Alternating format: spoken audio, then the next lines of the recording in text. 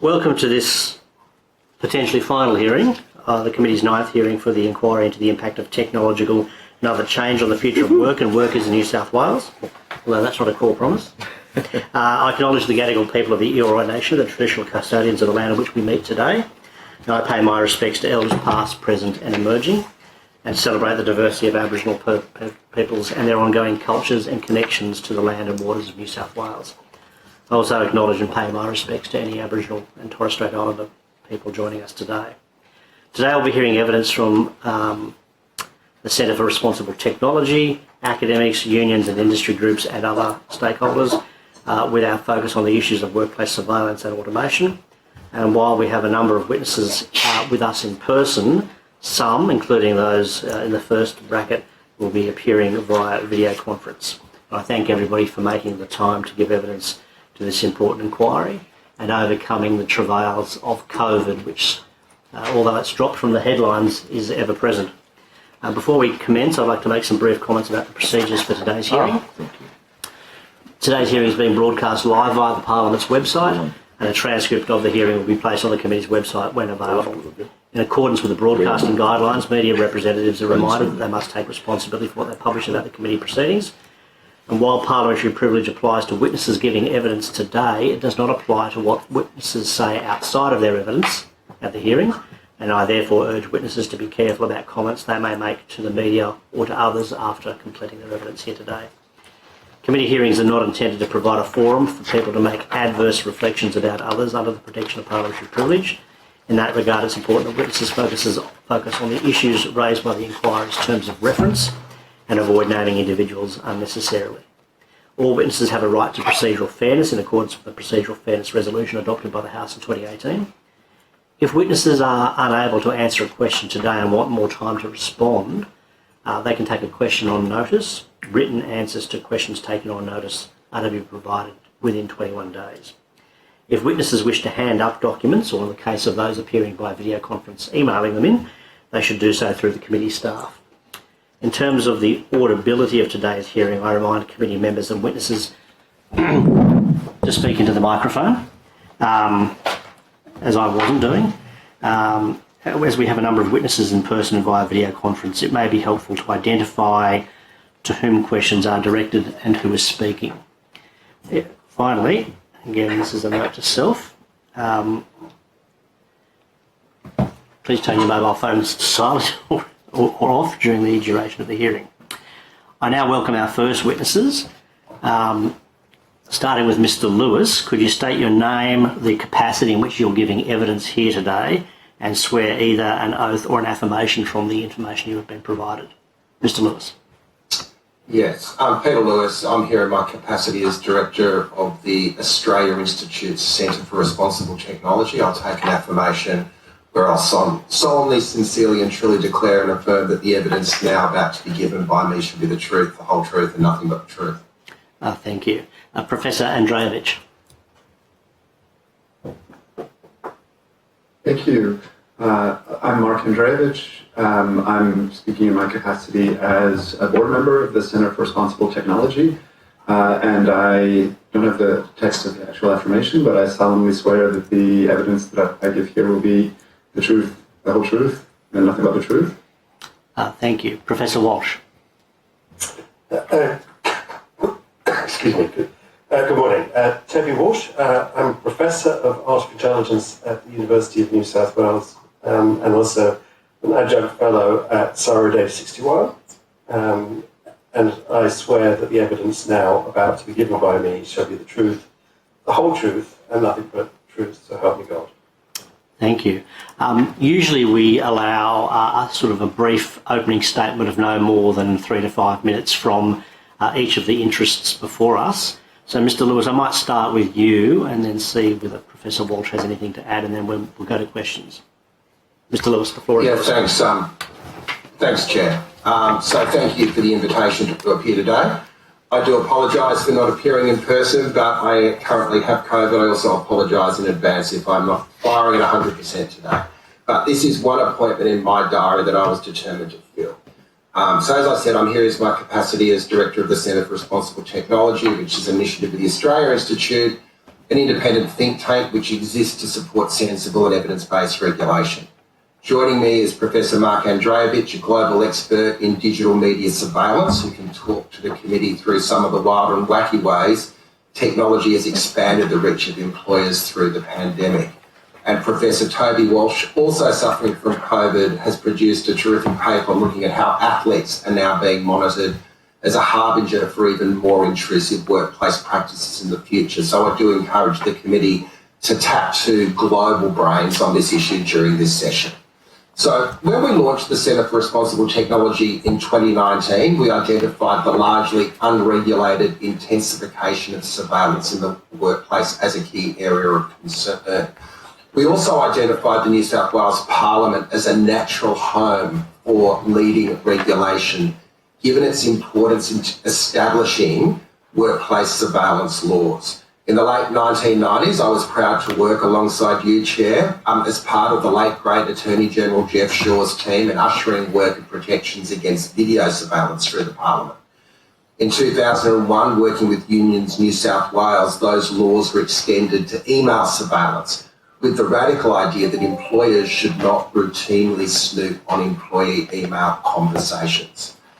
While little has changed legislatively over the past decade, the online workplace has become another country altogether.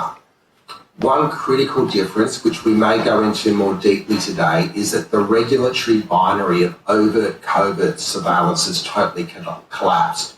Today, surveillance is assumed. Our submission, compiled after a round table with leading unions in 2020, scans the myriad ways employer surveillance over workers has radically expanded. The market for technology that observes, captures and repurposes behavioural surplus is fast-moving and self-perpetuating. Only this month we have seen the public outcry at facial recognition technology tracking tools going after both consumers and staff in major retailers, with only cursory disclosure and no real accountability. Absent regulation, technology companies will continue to seek to adapt their products to deliver value for employers by squeezing more out of their workers and reducing labour costs. While this inquiry has rightly spent a lot of time thinking through the rise of the gig economy, it is important that the consideration of the collection and exploitation of worker data is not limited to these types of businesses. While the app-based services in transport, food delivery and increasingly in care and services have data collection at the centre of its employment model, this is not a new approach by employers. Our submission outlines how worker information is being collected and repurposed in transport, mining, education, logistics and long haul. It also shows how the pandemic and shift to homework has only intensified monitoring trends, with auto-tracking of workflows down to monitoring employee mouse movements becoming accepted parts of staff management. What's clear from this review is that the monitoring of workers has gone way beyond work performance. We know that workers in factories fitted with GPSs are charting workflows that will ultimately be replicated to see them replaced by automation. We also know there are growing secondary markets in data with the potential for employees to sell their employees' data, creating a secondary digital market for their labour. And we have seen how companies use employee tracking to identify and intervene in union conversations. So it is not hyperbole to say that the workplace surveillance lying at the heart of a 21st century assault on workers' rights is every bit as calculated and effective as the industrial age practices that summoned in the Factory Acts. We would submit that a basic responsibility on lawmakers is to ensure existing legislation is fit for purpose, and it is clear that despite its history of leading on workplace surveillance, New South Wales has fallen behind the game. These laws need a review, if not a total rework, with a return to the core assumption of worker privacy unless there are specific reasons for monitoring, and with clear no-go zones like union communication embedded in the legal frameworks. There are other elements of workplace laws which we argue should be reviewed, including right of entry laws, which provide union representatives with the right to review wage books and address members. should these rights be extended to give a trusted representative the right to review how the data of a worker is collected and used. And we also need to modernise termination, change and redundancy provisions. Are there grounds to extend these rights for employees to be consulted around change, to be fully informed of the way their data is used by the employer? Alongside our concrete recommendations, we also invite the committee to reflect on the concrete steps the New South Wales Government could take in becoming a model employer when it comes to employee surveillance and monitoring. As our lived history has shown, this means ongoing review and, might I say, monitoring of the way technology is being applied, with a critical eye placed on the proposition that this is simply a prerogative of the employer. I'm happy to take questions, but I also urge the committee to make use of the expertise of Professors Andreevich and Walsh. Thank you, Mr. Lewis.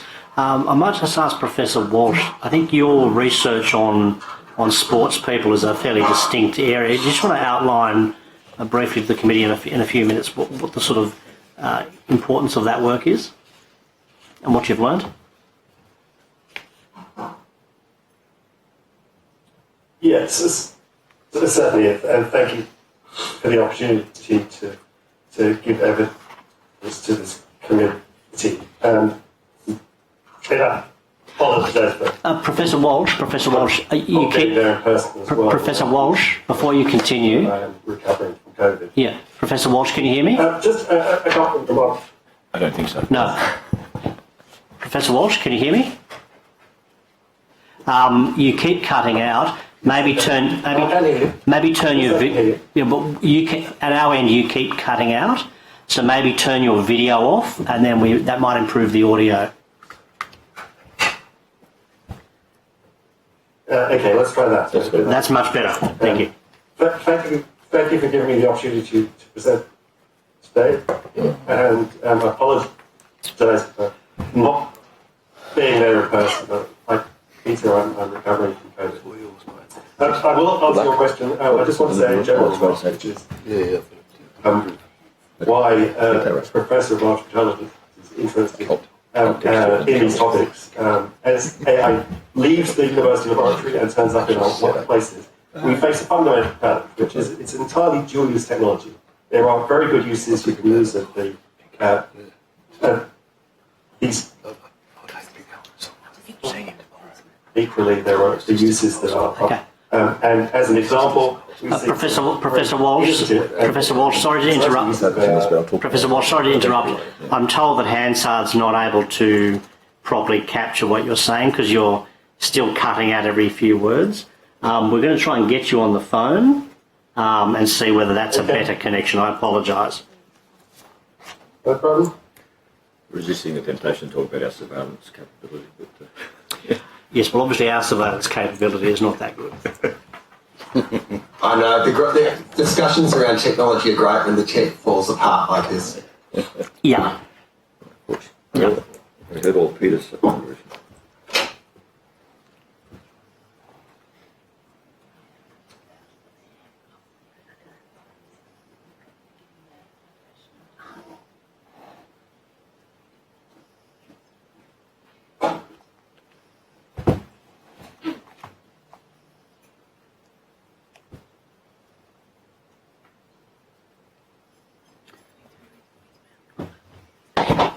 Professor Walsh, do you have your phone with you? We just tried to ring and it went straight to voicemail. Are you perhaps in a bad reception area? Yes, yeah. Okay. Sorry, the phone has just decided to run out of charge at this one moment. Okay. Well, look, what we might do is we might just park you for the moment.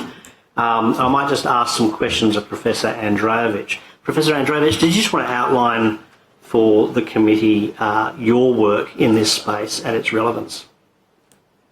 Yes, and thank you for the opportunity to provide evidence, and I also apologize for not being there in person. I had some travel plans that made that difficult. My work focuses on the use of digital technology and its interactive capacity for monitoring and surveillance purposes. And when it comes to the workplace, some of the changes that Peter described, email, CCTV, those are shifts that took place at a rather slower rate than these changes that are happening now. So we're seeing quite rapid development of both the sensor technology and the processing power of automated systems for making sense of large amounts of data. What this means is that the types of surveillance, tracking, social sorting, and predictive analytics, as well as pattern of life analysis, is the phone's working now, that we become familiar with in online spaces are migrating into the workplace and public and shared spaces.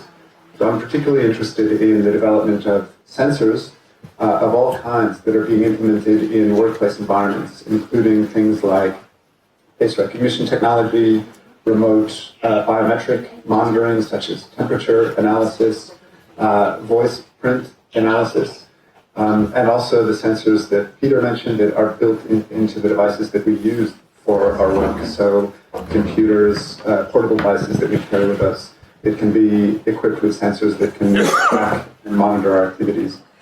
Yeah. So, Professor, I mean, that's at a pretty high level. Can you just give us a sort of a couple of practical examples about how that technology is being deployed in workplaces or in the work context, if I can put it that way? Sure. So one of the drivers for increasingly high levels of surveillance is the forms of casualization associated with gig work.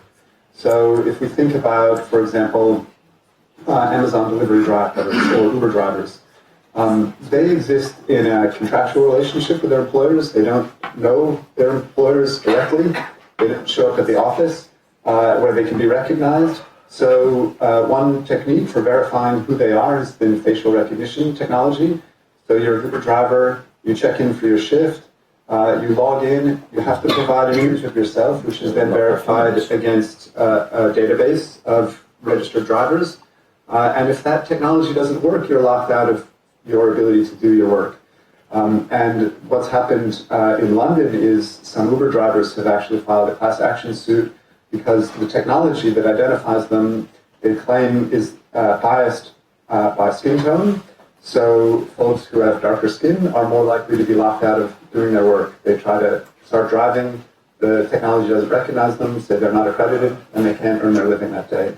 That's a technology making a decision about them based on remote monitoring. So that would be one example. We know that during the pandemic, remote work has led to the development of a host of technologies that are used to monitor workers beyond the walls of the office, primarily through their either portable devices or their home computers or their laptop computers.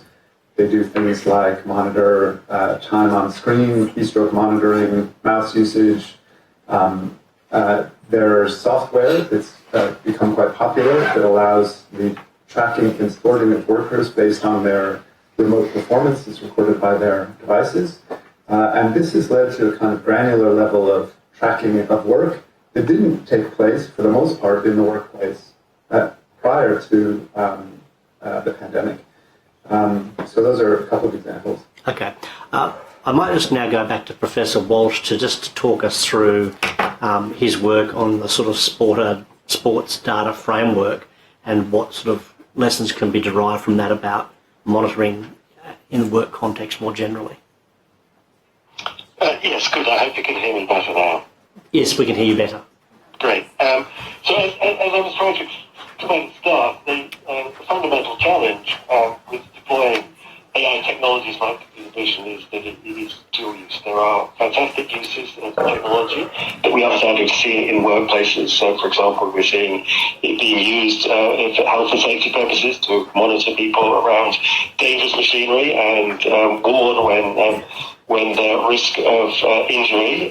Equally, we're seeing it to survey people possibly without adequate consent, and the recent furor, understandable and justified furor that we saw around the use of computer vision facial recognition software in consumer stores, I think is a good example of where companies may be starting to overstep the line and certainly are doing it without adequate public consent.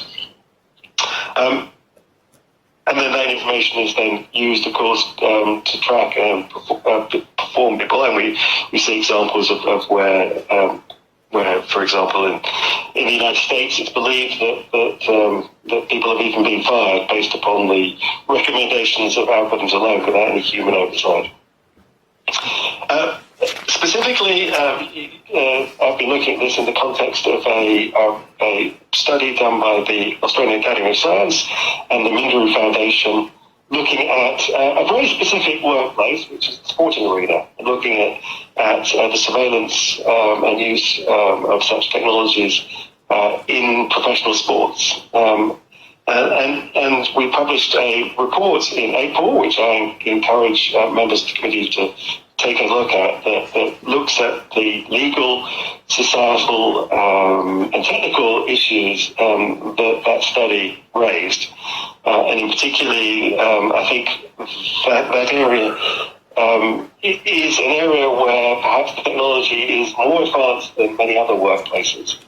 And one where it may be indicating where other workplaces may eventually end up. Certainly the primary finding that we had is one that should be concerning to this committee, which is that there is a huge amount of data collection going on without much justification, much clear justification that it is actually improving performance, and one that is very invasive. It goes beyond the workplace into people's homes. Professional athletes are being monitored during their sleep and other times at their homes. And one where the power balance is of significant concern, that it's not clear that the athletes are actually in a position to refuse the demands for this information to be collected, and lots of information is being collected without any clear, at least at the start, idea as to how it's then going to be used. And lots of questions left unanswered as to who owns that information, whether and what happens, for example, when the athlete leaves that sporting club and moves elsewhere. Are they allowed to take that data with them? Is it something that will be used in their post-sporting career to, for example, to ensure that they have better healthcare, or it will be used, weaponized against them to perhaps to deny them health insurance because they've received perhaps too many knocks to the head, and the data records that information, which is now something that's going to be detrimental to their future well-being. So I do encourage you to take a look at the report. I think it raises significant concerns that just because we can collect information doesn't mean that we should or even have the right to do so. Thank you. Mr. Lewis, I might ask you two questions. In the employer submissions to this inquiry, they make the case that there's comprehensive legal regulation of monitoring in the workplace through the workplace surveillance legislation and through the Privacy Act. So I'd like you to maybe talk us through where you see the gaps in terms of the New South Wales laws or any federal laws. And the second thing I'd ask you to talk a bit more about is how employers are using the secondary data that they collect from their workforce and how they're able to monetize that, and whether or not employees are sort of being given a slice of that action or any agency over even knowing that that data is being collected. I think you need to switch your audio on, Peter. The existing legal framework, as I said in my opening remarks, particularly around the New South Wales surveillance laws, is around this idea of overt and covert, which is quite similar to the underlying assumptions of privacy laws, that deriving a form of consent allows you to do basically whatever you want as an employer.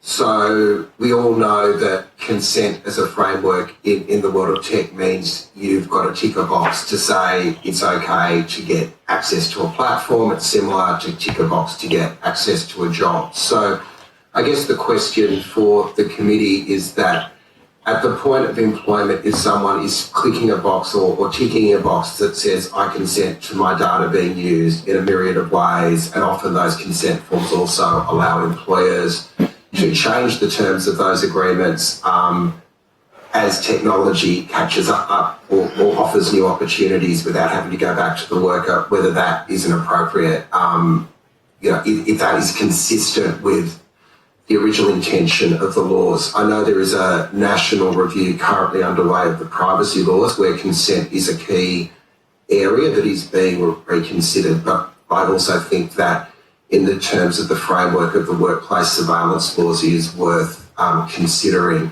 Are there some things that require more than cursory consent?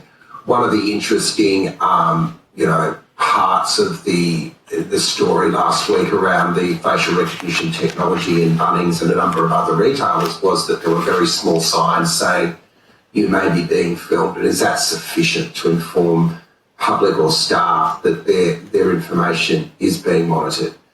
If you go back to the original assumptions of both the video surveillance and email surveillance laws, it was an assumption that there was a degree of privacy assumed to an employee, that they sold their labour, but that there was also a sense that there were parts of their existence as an employee that should not be observed and monitored unless there was good reason. If you remember the initial video surveillance, you would require a magistrate's certificate and due cause to be routinely filming a staff member. Now, think about how the world's changed in those 20 years since then. The other point I'd make is that our observation is a lot of the, and I think Mark sort of adverted to it a little bit in his comments, a lot of the drive for this technology appears to be vendor-driven, i.e. a tech company will come up with a new application of monitoring tools and go to workplaces and employers and say we can deliver value to you on this X, Y, or Z. I think that was particularly the case during lockdown when there was panics about how do you monitor staff and monitor performance when they're working from home. My experience is my staff never worked harder. So I think there's a couple of boxes there that need to be thought through, and it's not, the existing laws haven't been reviewed for 20 years, and I think complying with laws that were designed for video cameras and very crude email scans in a world where the potential is to monitor every movement and basically every eye movement and mouse movement and thought really doesn't bear scrutiny. In terms of the secondary market, to be clear, because of the lack of recognition, because of the lack of regulation, we don't know how employers are using this information, and I think there are three areas of concern. One is the storage of employer data. The second is the destruction of it at some point, like the life of which an employer will hold that information. And to Toby's point, if you have health data, could that then be used as something that follows you later into your life? And then the third is exploitation of data. We know companies like Clearview AI routinely scrape social media profiles and take photos and then sell them onto another market. We don't know the scope of which employers or tech companies, as part of the terms of an employer using their tools, are then using that data in big data batches to build other forms of business. So I can't give you concrete evidence of how this is being used, but I'm saying that the opportunity for abuse and exploitation of the information being collected is rife at the moment because there are no limits. Okay, I might just pick up on one point and then throw to the committee because I don't want to monopolise all the questions. But you mentioned some of this was being vendor-driven, i.e. a company has a product, particularly during the shift to home working. We saw it in the pandemic, and in preparation for preparing a paper I gave last year, I found there's so many different companies. There's Interguard, there's TerraMind, and they all extol the virtues of remote employee time tracking and productivity tracking software that they're all selling, should the state sort of be regulating or licensing the use of technology? There seems to be an unstated assumption that all technology is good and that it should be allowed to be used wherever. Our kids are, using technology for their games, and that seems to me to be entirely unregulated outside of classification. Shouldn't there be some sort of testing before we allow technology on the unsuspecting public, or people to be subjected to it? Our position is that we're not anti-tech, that's like being anti-gravity. We say there should be regulatory guardrails and red lines. And the best advice I've been given on thinking this through is you start with the existing law. You don't go looking for new laws. You start with the existing law and you apply it to technology as it evolves. One of the reasons New South Wales is in a great position to lead on this is that the basis of those surveillance laws, which have been developed over the last couple of decades, create a series of principles that can be built off. So our proposition would be that there should be a requirement that if employers bring in these sorts of monitoring, these new products for employees, that they should comply with the basic principles consistent with these acts, which is genuine employee. If we go back to the original rules, there should be due cause to use technology on employees. There should be clear communication with the employee. And there should also be, in terms of the broader laws in New South Wales, there should be the right for an employee and their representatives to know what data is being collected and how it's being used. I don't know if you want to add to anything there, Mark, given your work on some of these new products as well. Yeah. If I might just jump in, one of the things that I think is worth thinking about when it comes to regulation is the fact that the capacity of these technologies combined with the data processing abilities lead to forms of decision-making that are not based just on kind of what we might think of as individual invasion or of privacy or monitoring. So is somebody being subject to video recording or remote monitoring on their computer? Those are important questions, but I suggest a broader frame that thinks about what it means to be able to make decisions where the target of surveillance isn't necessarily just the individual, but the pattern.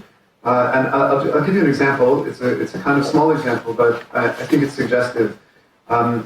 There was a company that was screening job applications for a large employer call centers.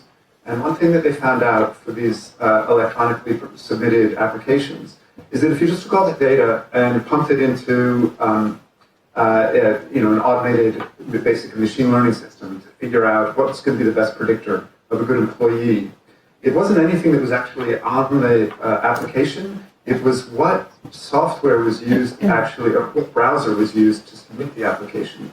And so decisions were then made predicting who was going to be the good employee based on a pattern that was discerned through large-scale data mining.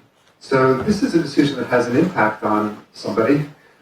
It doesn't violate anybody's particular privacy in the sense that all of that data could be anonymized, but a pattern was discerned from it. And that's the type of monitoring that we're going to see more and more of once you have lots of data that come from the sensors that are in the workplace. Here we have a pattern. Past employees who did this have turned out to be better or worse employees. Will do promotions or firings based on this pattern. And that's a very powerful form of analytics. It can be unexplainable when you have lots of variables and lots of data and you're using neural nets to make decisions based on that. It's very hard to explain to somebody you weren't hired because you used an installed browser rather than Chrome. What does that have to do with how good an employee you could be? The only answer there is really, well, the machine made the prediction. So you have a kind of unaccountable decision based on large amounts of data. And I think it's going to be important down the road to pay attention to that kind of pattern-based tracking where the surveillance isn't specifically put at individuals, but overall patterns that are then used to make decisions about individuals. Can I pick up on that point? Because that's a fantastically important point, which is that computers are really good at picking up correlations, and they may not be causations, and that there may not be a causal link there, and there are plentiful examples of injustices that have been committed because people have trusted algorithms, which are typically black boxes, to who have made those correlations. Okay. Now, of the other committee members, I think Mr. Diadam has indicated he's got a question, and then Ms. Boyd has clearly got some questions. Just coming off of what? Okay, well, I might go to Ms. Boyd first, and then to Mr. Diadam, and then to other committee members. Thank you, and thank you all for attending and for your fabulously informative submission, Mr. Lewis. I just wanted to pick up on that idea of the secondary market for data. One of the examples you gave in your submission, I believe, is in relation to teachers doing marking and being able to sort of harvest that data, I guess, over time to then be able to use that for software that then can sort of more accurately predict, the mark that might be given to a particular piece of work. Is this primarily theoretical in terms of the assertion that employers are the ones that would be using that data to sell on to tech companies, or is it more the case that these tech companies within their licensing terms are providing this software to employers and then basically scraping the data to improve their future products? Can you comment on that, please? I think our point is that the lack of regulation and visibility means we do not know. Now, what we do know is that the marking of particularly the sort of higher education, and Mark can probably speak a bit more to this, is becoming increasingly automated, fewer roles for the human marker in areas particularly around humanity. And one of my humanities, I apologise for my COVID brain. One of the observations I've made as a parent of a kid going through high school was the way that kids are being taught to write is very almost like a machine now. There is a real structure that is required that lends itself to automated marking rather than human consideration, and to an extent taking certain elements of creativity out of the process. Now, we know that the platform for a lot of education is now being driven by big tech companies, and absent real transparency on how that's being used, I think some of those scenarios you're talking about are totally credible. Depersonalised, yes, so we're not saying that individual students are having their information attached to them, but this whole idea of what becomes the norm and what becomes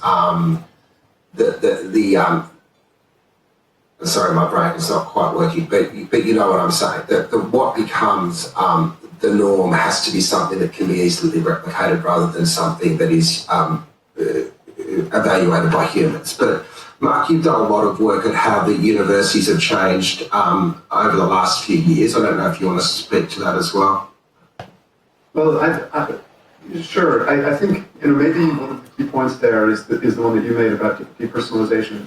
So existing privacy law or Privacy Act, I'm not sure it gives us the tools to make claims about how decisions operate that are based on data that's collected but anonymized or de-identified.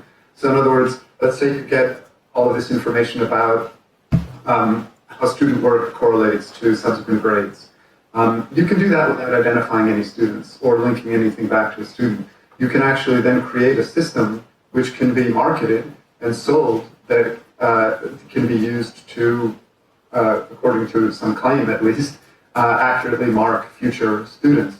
What you have there is an automated system based on data collection, making decisions about people that affect their future life chances without actually impinging on the privacy of those whose data is collected.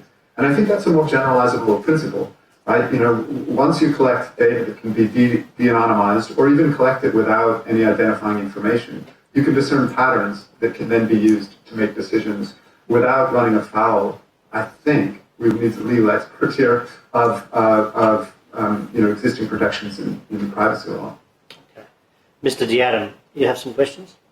Yes, thank you. Look, I wanted to explore the issue around facial recognition. I worked for a time with the Media, Entertainment and Arts Alliance, and we represented performers, and one of the issues that really came to the fore there was about ownership of your image and the ambiguity in the law, both in the common law and in statute, about whether someone actually owns their own image. And given that facial recognition is increasingly your signature, do we need to look at some form of regulation around the sort of proprietary control over an individual's image? And of course that would then extend to their biometric information, their fingerprints, and their retina, like the other devices that are used to uniquely identify an individual, which clearly have currency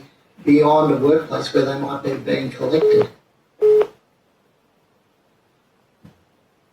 A really, really interesting question that obviously goes beyond the scope of this inquiry. In a way, the assumption that has been, again, largely vendor-driven is that you give up your parts of your identity as part of a transaction to access different services, be it access to a platform, going into a public space, you agree, you consent for your images to be taken, or the workplace. The alternate way of looking at this, and the sort of one of the bigger recalibrations going on and thinking about our relationship with technology, is whether the extent to which we should have more control of that information and give permission for it to be used under certain circumstances, rather than rendering our entire person accessible to whatever form of surveillance a different business or an employer or a platform cares to take. So I think you're onto something there, and to think that through in the workplace would start looking at concepts like data trust. So the idea that as an employee, the assumption is everything that you produce in the workplace, apart from your primary labour, is yours, and that any other use of it needs to be negotiated. And there are some really interesting thinkings around how that could end up being a way of capturing value as a group of workers. If you're, if you are delivering extra value to an employee in terms of productivity or efficiency, or for that matter, secondary sale of the collected data, and you agree to that, should that be something where the benefits are shared back to the workers rather than just being assumed to be something that the employer has to hold? I think that's a bigger debate than simply updating workplace surveillance laws, but I do think an area like the New South Wales Public Service would be an excellent place to start thinking through what some of those structures could look like. And, you know, again, as we said in our submission, it's not just about setting laws, it's also about setting norms. And there is a real opportunity, I think, for New South Wales, as I would imagine the largest employer in this state, to embrace best practice, to lead the rest of the state's employers on how you can do this well. Sorry, Professor Andreevich. Oh, thank you.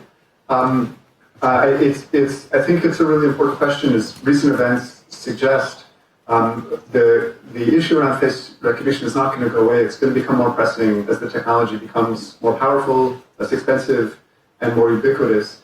And I think it's going to be really important to have dedicated regulations that specifically treat the issues that are raised by face recognition. We're going to need that, and it would be wonderful to see New South Wales take the lead. I know that former Human Rights Commissioner Ed Santo is working on model legislation around this.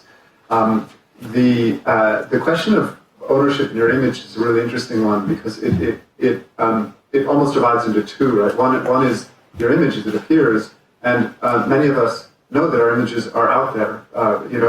Whether it be for work, your face is up there, news coverage, so on. as we know from Clearview AI, those images, that's a company that just scraped those images off the internet, and often your images are connected to your name, so it can be directly connected. But the other thing that face recognition does is it creates a biometric template based on your image. And that template can then be used to uniquely identify other images of you. And the control over that template, what it means to create that template, what type of information that counts as. My understanding is that the Information Commissioner has treated that as a person identifying information because it can be used to uniquely identify other photos of you. But that, I think it would help to clarify that in the legislation and to develop regulations for governing what happens to that image, how it can be used, how long it can be kept, the security levels that can be stored, how it can be verified, corrected. All of those seem to be key issues that I don't think are going to go away. Okay. Anthony, did you have a follow-up question?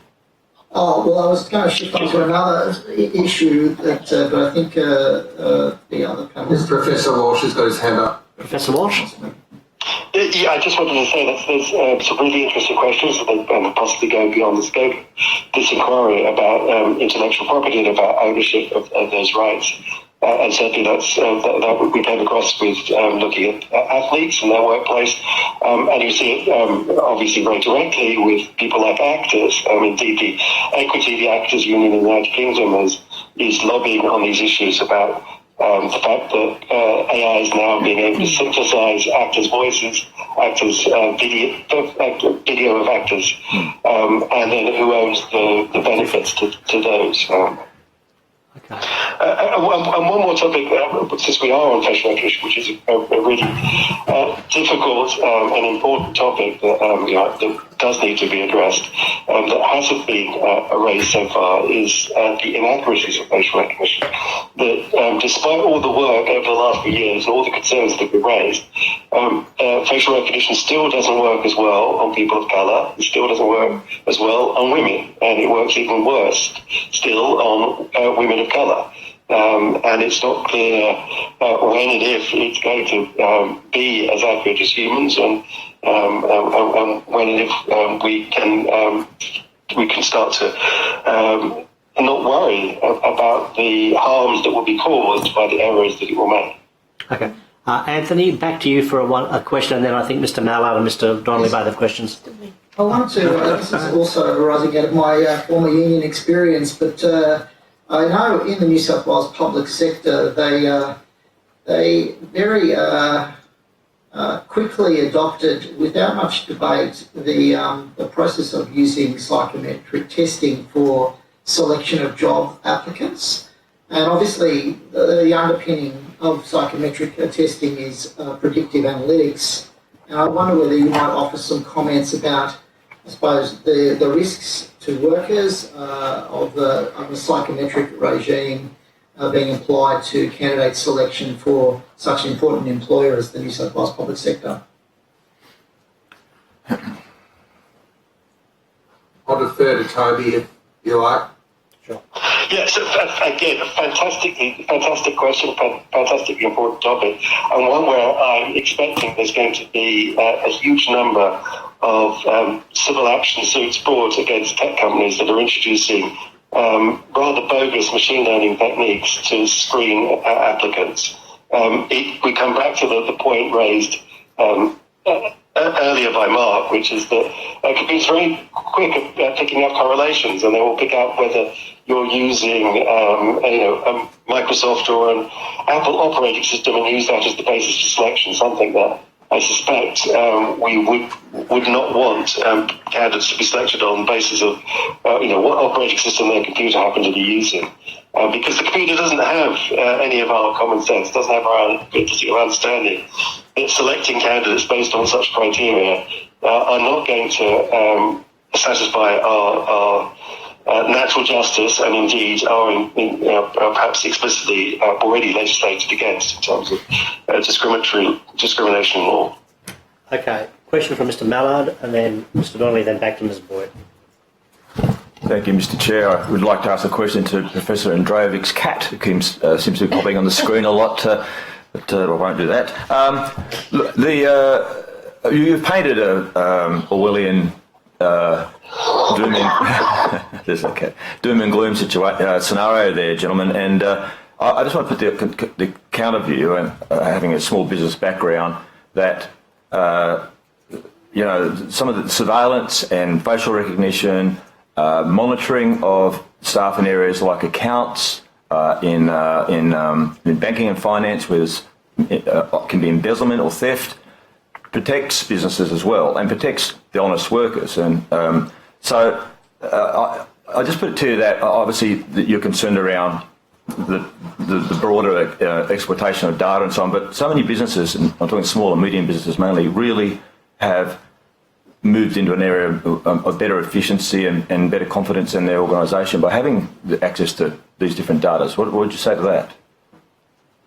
My first response is that if a business needs to monitor its staff to that extent, to feel that they're going to be able to operate, they've probably got bigger problems, that there'll be cultural problems underneath it as well. And part of what we're saying is that, a business has the right to protect its property. It has a right not to have, staff stealing money. Of course it does. But the approach of just monitoring everyone in order to solve that particular problem seems to miss the point. If you create frameworks which the staff have buy-in to as well, you're creating cultures where that is a lot less likely to occur. And even if your proposition holds that you need to be monitoring staff to ensure they're not stealing from you, you need to do that in a way that the vast majority of staff who aren't have their rights respected. I think that's the point. It's not about being anti-tech. It's about getting the right guardrails and red lines in place so that the technology can be used appropriately, rather than it is a wild west at the moment and anything goes. And your point about buy-in, I think, is a valid point, in getting staff buy-in at some point at the beginning of that process. I mean, like I had hospitality businesses, and the big shift for us was when facial recognition came in, and the staff just go up to an iPad, face recognised, logged in for their shift. Another staff member doesn't sign in for them anymore. That used to happen when someone stepped in or didn't turn up a couple of hours late. And also that software monitors the hours they're doing and helps compile the payroll, and also alerts the company to different issues like they work too many hours or something. So there are positive tools as well. Yeah, and I think that's right. And there's obviously a desire for businesses to receive those tools, but again, it's got to be contextualised and it's got to have a fair underpinning of it. Simply clocking on with your face, I don't think that's the biggest issue we're dealing with here, although how that data is then used beyond that is something that we just don't know. That's right. Well, it's an external app that's a supplier that supplies that process. Yeah.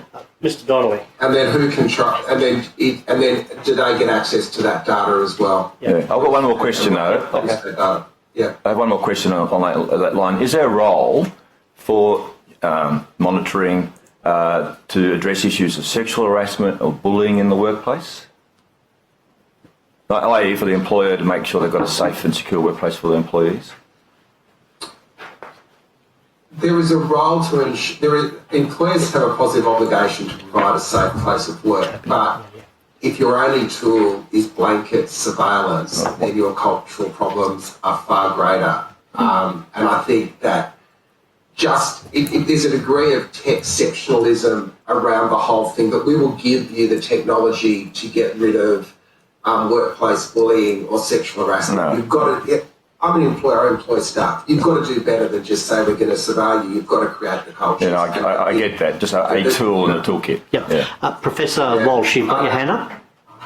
Yeah, this is really interesting questions. And as I said at the start, there are good uses and bad uses of these technologies. And I think the important thing is to try and work out what are the guardrails to put in place to ensure that we can get the positive uses, one that convenience people and improve productivity, and also guard against worse forms of surveillance. I think it's worth pointing out it does take us to a new place. I mean, previously, we got used to the idea there were lots of CCTV cameras everywhere, and we weren't so overly concerned because we knew there were too many cameras for people to watch, and that was a device post hoc after something had gone wrong, and some crime had taken place, and the business had something go wrong, and you go and look at the tapes and actually find out, oh, okay, well that was the customer, or that was the employee who was at fault in that circumstance. But the challenge now is that we've got technologies that can do that in real time. And that does change the very nature of what's going on. You are actually surveilling people who are committing crime. It's not going back and looking at the tapes, knowing that a crime had taken place. Yep. Mr. Donnelly. Thank you, Chair. Given the time, I'll have to be to the point and other questions placed on notice. Mine's a sort of rather overarching question, and it's this, that the actual matter before us is the utter workplace revolution that has taken place in recent time with respect to the use of technology broadly defined. And one, I think, would be very brave to suggest that the rate of change is going to be slowing down any time soon. So my question is that given this revolution that is playing out before us is likely to continue into the future, almost indefinitely as far as we can see, I think, how can a society set itself up or a community set itself up whereby it can work through what is this myriad of issues that we have just almost, because of lack of time, just been able to skate over in this conversation, which has gone for about 50 minutes. It just seems to me that grasping the enormity of the issues is just a job in itself, which gets me to this particular question, that is, in terms of jurisdictions overseas which have grasped the enormity of this and have set in place frameworks or structures at that macro level to deal with some of these questions, appreciate any advice that you may be able to give about where those jurisdictions are. Peter, I think you're on mute. Sorry, Greg, that's a fantastic final question and really wraps up, I think, this discussion. And do you know what? I think it could be here. So if you look at the way this technology is being adapted in different parts of the world, you've got a hyper-capitalist vision of the technology in the States, which is very much driven by looking at everyone as a single consumer who can give up their rights with a click of a button. You've got a Chinese model of state surveillance where you basically build your credits as a citizen based on your observable behaviour. You've got a rules-based system emerging out of Europe, which places a framework around it. And here we are in Australia trying to work out how we can create a framework for technology that reflects our values. The really interesting work that Ed Santo, who Mark was talking about previously, who's a former Human Rights Commissioner, has come up with the proposition that can we imagine an Australian tech infrastructure that embeds our values of liberal democracy, of anti-discrimination into the way our technology develops. So creating frameworks for the development of AI that are compliant with anti-discrimination, but also compliant with our labour laws. And again, it's back to my original proposition. We've got a great base from that 1996 Industrial Relations Act that has been evolved slowly over time, interlocked with the workplace surveillance laws, which Jeff Shaw brought in 20 years ago. We've got a base to imagine how we can use technology that just doesn't accept that technology happens to us, but that we can shape it, that respects the needs of employers to run profitable businesses, but also respects the rights of employees. So this is where I think you guys have such a fantastic opportunity with this review to start putting some of those markers in place. Ms. Boyd. Thank you. Just, sorry, one final question. And I think it's been touched on slightly in that answer, and that's this issue that's come out from all three of you in relation to effectively the ability for tech to be used in a discriminatory way. And some of the evidence that we've heard is almost pointing towards that sort of profiling, what browser you use or whatever is becoming. You can imagine how that could be used to really discriminate against whole groups of people. Should we be doing something to ensure that our laws stop that sort of discrimination through this sort of software? Yes, and in terms of the workplace, the rights of workers, A, to have decisions explained to them, B, not to be discriminated against, and C, to have a recognition that as workers they have certain rights to work collectively and not just as individual entities, I think are all part of that mix. This is a really exciting moment for policymakers because the change is coming so fast, and the frameworks that this inquiry can recommend can have a real impact. I see Toby's got his hand up, so I know there's... I wanted to add one more component, which is to keep human accountability. Yeah. And that you can, many of these technologies we talked about have very positive uses, and it will improve our efficiency and productivity. But equally, when you are using them, you have to make sure that there are humans to be held accountable. So when those acts of discrimination take place, it will be that person who will be called to account for what that algorithm has advised or done. Well, just to give us a bit of sort of programmatic focus, during the pandemic, there was a lot more working from home, and anecdotally, both here and overseas, there's been intensification of work, people working longer hours, often unremunerated, and even just earlier this week, we've got the head of our workers' comp insurer, iCare, saying that workplace stress claims are doubling every 4 years, including over the last 2, because of not just workplace bullying and harassment, but the intensification of working from home, including being monitored. Elsewhere in the world, workers are talking about a right to disconnect from workplace devices and the obligation to respond to employer requests outside of set hours. Is that something we should be looking at here in terms of how technology has intruded into personal and family and non-working time more generally? Is that like a programmatic response that we should think about?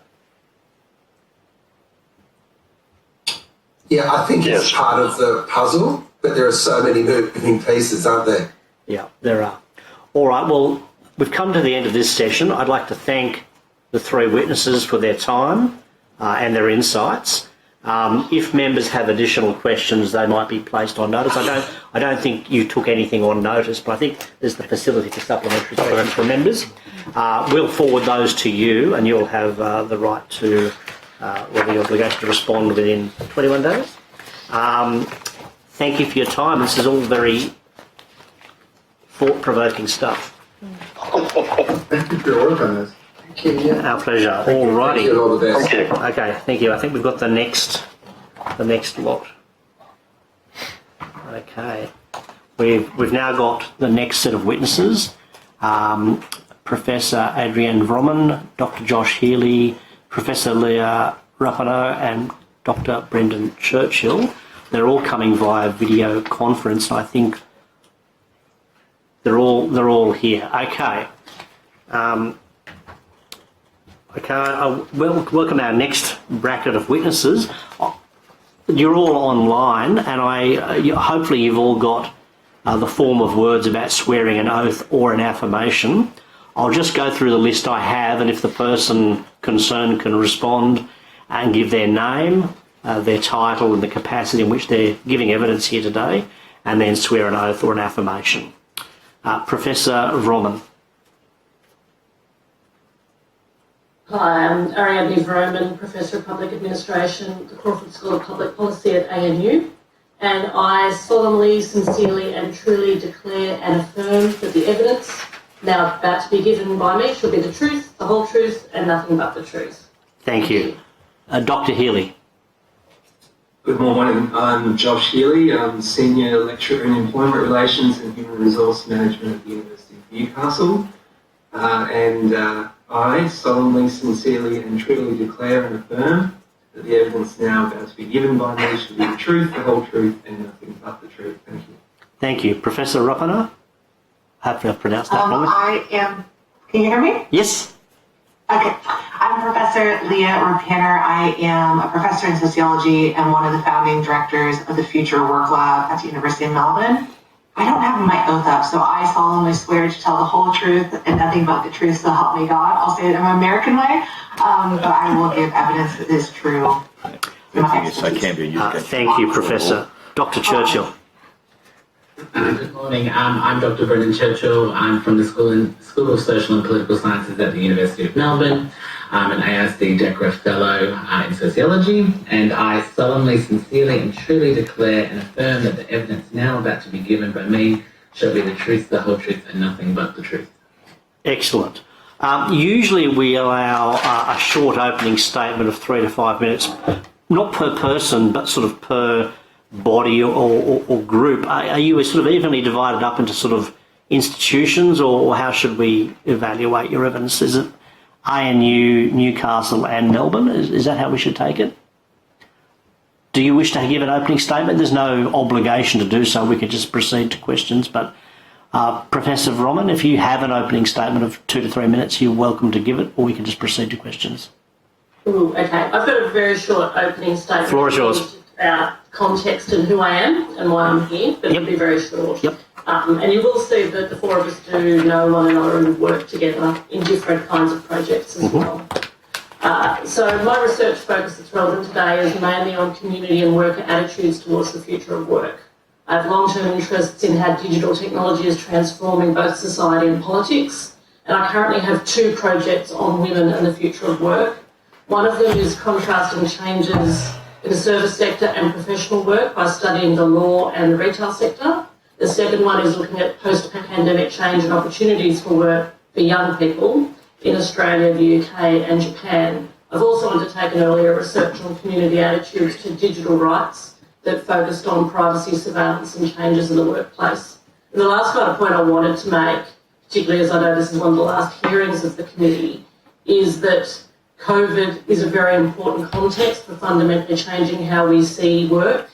And I think some of the things that the four of us will talk about today include thinking about hybridity, work intensification, who were in frontline or essential workers within supply chains, but also the rapid technological change that was adopted everywhere was often really necessary, but in workplaces hasn't still always been thought through, regulated or managed it in the interests of citizens and workers.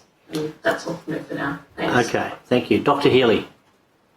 I do have a brief statement, if you'll indulge me. Of course. So, well, I study labour markets and employment relations, and an area of sort of strong focus, I guess, for me in recent years has been around developments that shape the future of work. So I've studied, among other things, technological change, automation, gig work, and progress towards the establishment of a living wage. I just want to briefly draw the committee's attention, if I may, to 3 recent studies that I've been involved in that I think are relevant to some extent to the terms of reference for your inquiry. The first of these is a public report, and the other 2 are more academic contributions. So I firstly was involved, a member of a team that produced a detailed report on the future of work for the New South Wales Government in 2017 and 18. So if that's not already on record, then I'd very much sort of like it to be. This was a piece of work that was commissioned by the New South Wales Department of Education as part of its sort of Future Frontiers initiative that it was pursuing at the time. And in that report, we attempted, I suppose, to anticipate how new technologies could reshape labour markets, occupations and skill requirements in Australia over the coming decades. Among other things, we show that technological advances are likely to continue to favour workers who are doing more cognitive, creative and non-routine types of work. At the same time, we made the point that while technology itself is sort of a powerful driver of change, it's not the sole determinant of outcomes. Institutions and indeed policy choices continue to matter a great deal. Secondly, as part of a kind of team of authors in the 2017 academic book chapter, we again looked at how rapid technological change is sort of stretching or testing the conventional boundaries of employment and generating new forms of work and also new business models. that I'm sure you're all by now well aware of, many of which sort of fit awkwardly into existing paradigms that are predicated on stable wage-earning employment. One of the points we made in that paper or that chapter is that while policymakers are often asked to sort of accommodate or adapt to emerging technologies, there are also many possibilities for exploiting many of these same kinds of technologies to in fact assist with matters of compliance and enforcement of minimum employment standards and other kinds of employee rights. Finally, and most recently, a paper that appeared last year in an academic journal was more focused, I guess, on the way in which the COVID pandemic has impacted on our understanding about where the future of work is kind of leading. We argued that the debate that had been very largely centred on concerns about automation and the emergence of the gig economy has sort of splintered and expanded in many ways to take in a whole range of newly important issues that Professor Broman alluded to in her opening statement, including, of course, remote work, protection of essential workers, temporary wage subsidies, and more generally government's responsibility to maintain social cohesion and to sort of rebuild economic vitality after a major crisis like COVID. In that article, we again highlight the enduring importance of government and other emerging opportunities for government's regulatory and enforcement powers to be sort of bolstered, I guess, by the use of new technologies, using those technologies and viewing them not just as a threat, but indeed as an instrument of regulation. So that's an important point to be made. That's essentially it. Thank you very much for the invitation, and I look forward to the committee's questions. Thank you. Just before I move on to the next, to the University of Melbourne, you mentioned that report for the Department of Education that you did in 2017. If you are at liberty to do so, are you able to provide a copy of that to the committee? Take that on notice, go away and reflect, but if you can, of course, that would be great. It's still publicly accessible, by the way, that report, so... Okay, well, maybe you could flick us the link and we could download it. No problem. Thank you. Now, the University of Melbourne, I don't know who wishes to do the brief opening statement. Professor, I might start with you and just see how we go. I appreciate you deferring to me. Thank you. Thank you very much for the opportunity. I'll keep it brief because actually a lot of what we're saying we're aligned with what's already been said, and I want to give you the opportunity to have time for questions. Mm-hmm. So just a couple of things to flag in addition to what's already been said is we're working quite critically. We're talking about surveillance as an outcome, but we're looking at how the tech actually gets built, and in particular, how gender bias or bias in general can be built into the tech before it even is delivered. So I just want to flag that as kind of an additional component that as we think about surveillance, you're talking about kind of outcome, but we have to think about the precursor and the way in which we end up with that product. We're running a series of microcerts on this, in particular, thinking about AI and its implication for women. So I know we've talked a lot about that, and we'll probably hit on this as a shared, aligned interest across our team, across the universities, is how do you make sure that as these things are rolled out, they don't intensify existing marginalization. And so I just think it's important to raise that, and in particular around caregivers, so surveillance at work, thinking about who's present and who's not, and what are kind of the contexts through which people are absent, or quote unquote absent from their time on a computer may actually be because they're in caregiving roles, et cetera, and so considering that. So I just want to weigh two things. This is like, just summarize my own statement, is basically thinking about how technology can itself be biased, thinking about the implementation then as exacerbating bias. Brendan might have an additional, and then thinking about that educative component about AI and short courses that already actually are existing at our institution as perhaps one way to increase awareness about these issues for a general public. Brendan might have one little thing to add, and then I'll be quiet. I will be very brief. Just to add that part of my expertise is looking at youth unemployment. For the last 10 years, I've been looking at youth futures, young people, and how the GFC or even the early days of COVID impacted young people. And I think that's really important because it gives a lot of context for the future of work and how we think about the future of work for young people. And what's really interesting to me as a sociologist is that young people, despite the cliche of being the future, are often kind of absent in these debates about the future of work, but they're very much impacted. And so a lot of my research speaks to, thinking about young people, how they're going to be affected and how we can kind of mitigate the impact of economic disruption. All right. Thank you very much for those brief opening statements. I'll proceed now to questions from committee members, given I think I took more than my fair share last time. I think there's general consensus around that proposition. I'll start with Ms Boyd and then open it to anybody else who's got questions. Ms Boyd. Thank you, and thank you to all of you for coming along to answer these questions. My first question is in relation to this potential for discrimination and to basically building into technology discriminatory norms, which will only exacerbate inequality. Professor, sorry, and I'm going to pronounce this wrong, Rupana? Thank you. If you could correct me on your pronunciation, that'd be great. Perhaps you wanted to elaborate on that, and I guess as policymakers, what we can do to ensure that we don't end up with the application of discriminatory tech.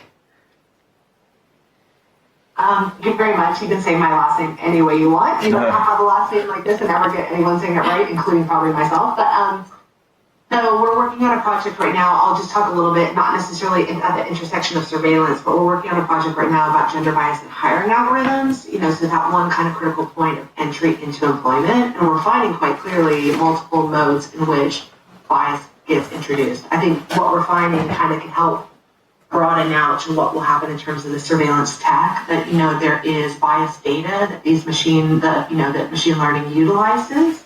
So all the algorithms that are being built are using data that usually captures the world in which we live, and we all know that the world in which we live is biased, right? So it's not a surprise when actually algorithms reflect back to you what we are. So thinking about the data that it's training on is unequal. Thinking about who's missing, so we're talking a lot about the missingness in the data. So if we're building tech apps that are capturing data from our world, some people aren't giving it data, right? That's just the truth, they aren't. And who are those groups, and then what does that mean for the development of the technology? Thinking about who are the people that are developing it, if we know that tech is disproportionately dominated by men, in particular white men, what does that look like in terms of what our priorities, et cetera, like in terms of how the tech got built. So when we did this whole project on, we have a PhD student who's continuing the work on hiring gender bias in hiring algorithms, we were finding it at all points, right? We were finding humans have unconscious bias that is built into the tech, the data is actually biased, and then the application itself can be biased in the outcome. So it's not a small problem. It's not a small problem. And actually, if it were, and tech knows, right? They know this is a problem. The tech companies know. So if there was a simple solution, there would be a simple solution. So in terms of but we need to be aware on it. So I think there's a couple things. In terms of government, one is how do you have awareness and understanding so that as you're rolling out the tech, at least you understand how this can exacerbate bias and inequality. How can you work more directly in partnership with the tech companies and universities? Because we bring a different specialization, right? And we have a different knowledge base. So how can you create a government tech university partnership that doesn't just sit in STEM? I'm going to say that again. That doesn't just sit in science, technology, engineering, and mathematics. It's the moment for social sciences, in part because this is increasingly a part of our digital world. But yet we seem to have these conversations in very deep, I'm going to get passionate about this, in very deep silos about how all we need to do is engage tech with engineering, math, right? And computer scientists. It's so wrong, because actually if we all work together, we'll end up with better tech for everybody. So those are kind of my solutions. We're trying to do a little educated process too for the public, so at least people can be a part of the conversation. Historically marginalized groups can be present. I am an academic, so I could talk for the next 35 minutes. I'll stop it there, but this is where I'm seeing, not an easy problem to solve. Government can't do it, but government can nudge partnerships, perhaps, that can do a better job around it and be aware of how this is happening. Okay. Now I'll move on, or else I'll keep talking. Okay. Did you have a follow-up question, Ms. Boyd? I just wanted to know if anyone else wanted to chip in on that. Any of the other witnesses? Yes. If not, Okay, no, that's passed. Mr. Diadam. I just would like to add something. Oh. I'd like to just add one more thing, and just want to ping up what Leah said, which is that, you know, we need to make sure that we have the training pipeline that kind of addresses that. And she's right to point out that we need to consider humanities and social sciences in developing that pipeline. But perhaps in the area that government can help is ensuring that we get equity groups through that can fill some of these gaps. Okay. Okay, Mr. Diadam has some questions.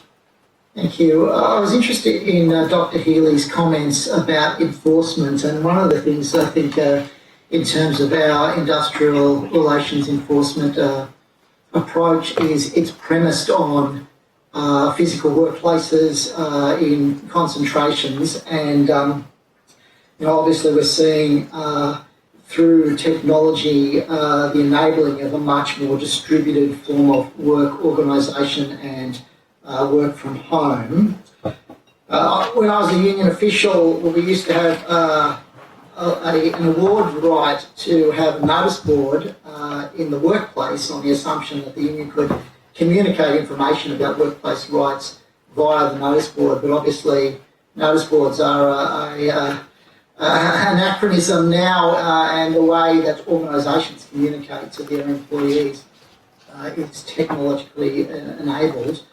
Can perhaps offer some comments about how we might facilitate workers by unions or through other mechanisms getting access to the information that they need to be able to enforce their rights at work? I think that's an excellent question. I'm not sure I've got a complete answer to that. Of course, one of the realities of our present sort of contemporary employment relations is that unions to some extent have struggled to find members in a variety of new sectors of work, and in a way the COVID experience and sending much of the workforce, not all of it, but much of it into a situation of working from home has exacerbated some of those concerns. On the point about working from home, I just did want to briefly say on that that this has really been transformational. In years prior to COVID, despite much hype, I guess, and talk about how technology was going to enable us to all work remotely, there was no sign of any dramatic pickup in the prevalence of that. Now, of course, with COVID, it's become a much more mainstream experience, and many organisations are contending with these sorts of hybrid arrangements where some workers don't want to go back into a full-time office environment of the kind that they had before, and that's creating new tensions. In relation to the information dissemination point, I mean, again, I think that there's a role here potentially for government to play. Of course, our enforcement agencies at a federal level, like the Fair Work Ombudsman, have done a lot of work to try to get the message out there to working people about their various rights and entitlements. We know that there's been enormous problems with underpayment, non-compliance, if you want to call it that, by employers. And the Fair Work Ombudsman has generated all sorts of materials of various different kinds, YouTube content, web content, going out there and running campaigns, trying to spread the word. And that's, I think, a fundamentally important role of our governments and state agencies in communicating that kind of a message. It's also about talking, of course, to employers, and this sort of dovetails with some of what we were saying in the papers that I mentioned around at least some employer groups alleging that the system is overly complex, that there's all sorts of trips and pitfalls along the way that employers potentially get caught up on, and the use of these kinds of technologies might enable them to be more readily compliant. That's an area where there's been a lot of sort of talk about some industry-government partnerships of various kinds, where government, like a bit similar to what Leah was saying in her remarks about collaborating around the design of technology. where governments could conceivably work with employers and employee representative organisations to ensure that the kinds of information that are communicated are accurate and reliable, and in effect, I guess, putting a sort of a stamp of authority on that information so that the playing field, so to speak, with information access and information quality is as even as it can be. So that's, I guess, speaking a bit around the core of your question. I'll let others chip in if they'd like to on that point. Any of the other witnesses wish to speak on that matter? I can. I think it's a really interesting question. I mean, there are two bits of the question. One, working from home, we found with our lawyers that we surveyed that there was a real gendered experience in that work intensified for women. They were working a lot more hours than ever before, but they also felt a lot more productive. So a majority of women felt more productive working from home, but less than a third of male lawyers felt productive. So there's a real tension there between how the hours can sort of extend and become blurred into your private life, and you can be working 24/7 when you're working from home as a professional worker. So that's one point I think is really important. The other point question that you were asking about what happens when people aren't in the workplace and how do they actually organise and talk to one another, and I guess how does collective action happen? I guess I'll put my political scientist hat on. That's something that's always of interest to me as well. And one of the things that happens is a lot of things moves online, it moves informally into social media. And this is where we kind of see the blurring between public life and private life. We talk about that as context collapse, that there is no sort of separation anymore between your public and private life. And this can be really, and communication becomes really informal. So this can be kind of good for unions who want to engage with people on the issues that matter to them and organise them. But it can also become dangerous for less powerful employees in the workplace when people can see into their private life, might not agree with the kinds of things that they say or think. And we've also seen in our research with young people, particularly in hospitality and retail work, where they're already subject to customer abuse in real life, but more and more of that is moving online as well, both from co-workers, through social media channels, could be through work channels like Slack, or it could be people hunting you down on Instagram and following you and harassing you. We kind of see more and more evidence of this. So there's this kind of catch-22. The informal space is good for raising issues, but it can also just really exacerbate that blurring between public and private life as well. Mr. D'Adam, you have some follow-up questions? I just wanted to ask one further question. I asked the previous panellists about psychometric testing, and it's obviously it's also an area where I think the biases potentially could be come to the fore. I wonder, the experience, and certainly in New South Wales, is that the psychometric testing is delivered by a third-party provider. There's questions about the data that they collect on applicants, who owns it and how it's protected and controlled. I wonder, what do we need to put in place to allow those who are providing this very sensitive information about themselves to, I suppose, unpack the biases, to try and uncover what the underlying assumptions are behind the kind of use of these types of tests to select applicants. I mean, it's ubiquitous now in New South Wales Public Service, and so it affects a very significant part of the employees in this state. I think Brendan is working, is working on a project, maybe thinking about this and might have some insights. I am, but we're not thinking about, what government could do. I guess I want to say more regulation, but I mean, that's obvious to you. But, tighter controls, making sure that information cannot be shared across companies and organisations, and, who has access to that information within organisations. But I think there are probably issues that, you're aware of. And I tell you more about his own project too, even though he's not as forthcoming as I want him to be. One of the interesting things I think he's talking about too, so you're talking about the tech side and the regulation, which actually sits a little bit around what Ariadne was saying about if you have tech moving into your home life and now all the organization stuff you're doing. Like you bring up this question about the psychometric testing, but I would say, what does it mean if you're organizing unions on an app like Facebook, right? And the government, and where does that information and data get fed? So the unionization, who's owning the data if now people are in tech spaces? And the answer is technology companies, and then what happens on that? But one of the interesting things I think that Brendan is thinking about, sorry to throw you on it, is like, in addition to that, if you get a diagnosis, like if you get one of those tests, right, and then I get that test and I find out I'm this type of person, how does that shape your career trajectory? How does that shape what type of jobs you do?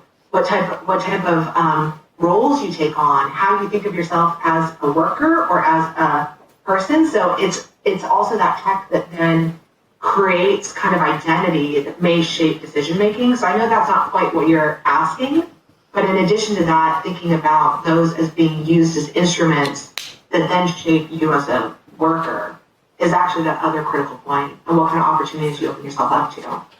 Sorry for squealing on you, but here I am. I suppose the other element of my question is really about the assumption. So psychometric testing assumes certain characteristics, certain qualities that are going to be, effective in a particular role. And that's not necessarily, to those who are selecting, who have the formal responsibility for selection, it's not entirely apparent how those assumptions are actually filtrated through the methodology that underpins the psychometric testing. It's going to be based on existing data, and the data is going to have some groups and not have others. So it's going to be the same issue you're talking about. But we were in conversation with one of the big hiring firms actually a couple weeks ago, and thinking about how do you shift from job-based, like how do you start thinking about people in terms of skills as opposed to matching them to, how do you shift it towards a skill-based approach to recruitment and employment, which is slightly different from what you're saying, but the same thing. And then who do you have in your pool, and who don't you have? I did one of these psychometric testing, and they told me I shouldn't do any data science. I didn't even get to the interview for a big U.S. company, for a big U.S. company, because I wasn't good at data, based on some component of my personality. Like, don't worry, I've told them they're wrong every day of my life. But you're absolutely right? And that was the door closed as opposed to the door opened. And I think to add to Leah, these groups, they're not perfect groups, but we tend to think of them as these kind of, the data is kind of, it's drilled down, and you're kind of put in a group that, on changing your answer on one test, on one question on the test might have actually put you in another group. But they're kind of taken as very serious, very real. But the data, as Leah's talking about bias and algorithms, there's a lot of bias in these tests. And so I think that's a real problem about how these tests are deployed, and, who kind of constructs these groups and how you get put into these groups. And there's lots of kind of anecdotal evidence in this project that I'm doing of, these traits, you're being assigned to a group with a specific set of traits, and then you are then put in a team, and you are then kind of told how to interact with other members of teams within the larger organisation. And so, that opens itself up to work conflict, a lot of stress and anxiety around being in a particular group that's based on a questionnaire that you filled out at the start of the job. So I think it's rife with a lot of issues, and further research needs to be done. All right, Mr. Donnelly. Thank you. Thank you all for participating in the inquiry. Mine's a very broad general question. It's self-evident that we're looking at what is a myriad of issues associated with the subject area of workplace monitoring and the monitoring of individuals in their work. Always get the sense that when you're just thinking you're understanding the boundaries of this, the boundaries keep moving, so it's a moving feast. Such that surely there are individual legislatures in the world, or within individual legislatures, some standout work that is being done by those legislatures to try and understand this work revolution before us and the changes and how it's affecting people. And also institutions as well, particular standout institutions globally that have a particular strength in looking at and addressing these issues that we're trying to tackle I should say. I'm just wondering, just each of you or those that might have the insights, are there particular legislatures globally and institutions which really are self-identifying as at the cutting edge of doing work in this area and have the wherewithal and I guess the ability to sort of continue to deal with these over time? I think you're looking at the institutions right now, the University of Melbourne, Australia National University, right here. I think this is really a moment for research where you need the depth of knowledge that's coming through academia, in part because it's interdisciplinary and we're thinking about these things over time. That would be one of my ideas. It's like the time for the strength in the university in terms of the depth of knowledge, but other people may have concrete other organizations that they think are useful. But I think this is the moment of expertise. In a time of instability, it's the moment of expertise and deep expertise that actually is incredibly valuable. I would just add to that there are undoubtedly some terrific institutions internationally that are doing fantastic work to try to understand what's happening technologically and what the sort of response from policymakers and social sciences might look like.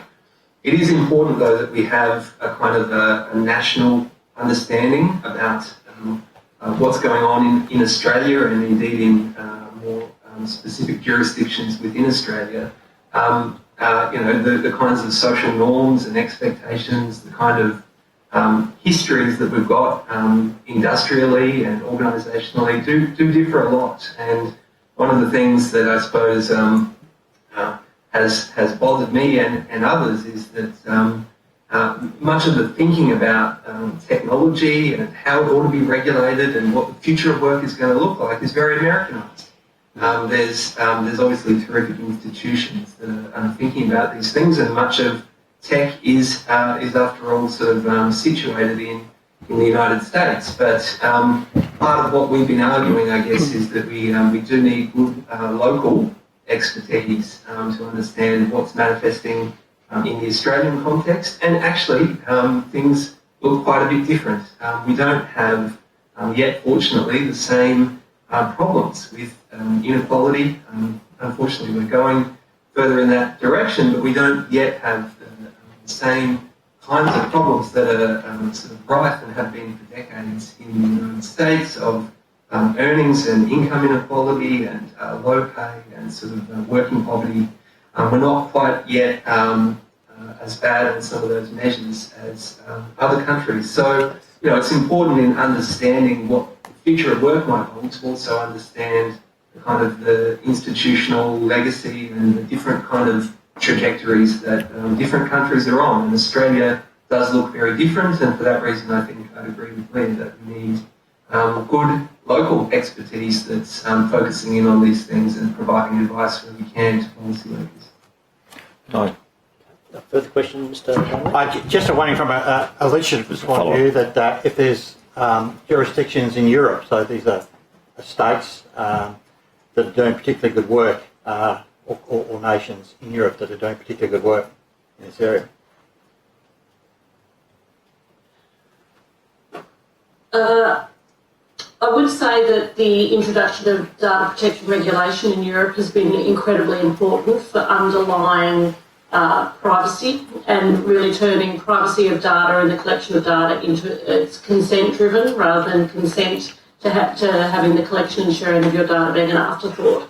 So this is kind of a normative idea within Europe that is moving into the workplace, moving into institutions as well. It's slow, but it is changing the way we think about how citizens own their own data and also have a right to privacy.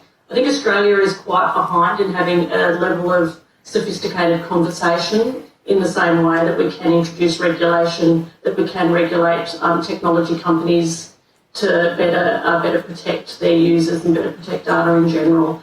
And this also needs to come into the workplace. We've kind of seen little bits of it. Even the current public debate on the use of facial recognition software is really important. That's happening in workplaces. Even the debate we saw in the last few weeks about Bunnings and Kmart profiling their customers. they're already using this kind of surveillance software in their warehouses, profiling their workers and measuring the output of workers. In our work with retail workers, they feel surveilled by their employers. They also feel that customer feedback is being used to evaluate their performance. So these things are already happening. It's really important that we start to develop expectations and benchmarks about what is acceptable and unacceptable levels of intrusion into privacy. Mr. Mallard, you had some questions. Thank you, Mr. Chair. Follows up on Greg Donnelly's line of discussion there. It's interesting you talked about the universities having being at the forefront of this policy debate and development. I had some involvement with one of the universities which is not on the screen, and during pandemic, their foreign students all went online. They are still online, mainly based in China. 600 students in a lecture broken into subgroups with tutorers that are monitored in terms of the interaction of the students with the tutorer so they can assess how the tutor is going. So there's a whole lot of things in the university space that's happening, and of course that goes to Leah's comments around the prejudice, built-in prejudice and so on, and young people being involved in the software. So I wonder what in your universities, what protocols, what framework, or as we heard the last witnesses talked about guardrails you have in place around this sort of technology and with the university using it for students. No one's answering. I don't think we know. I want to say, I don't know. The short answer is I don't know. Right. In your own backyard. So, I mean, not being critical, it's just, it's happening everywhere, and it's not just in, Bunnings, it's at universities and business schools and so on.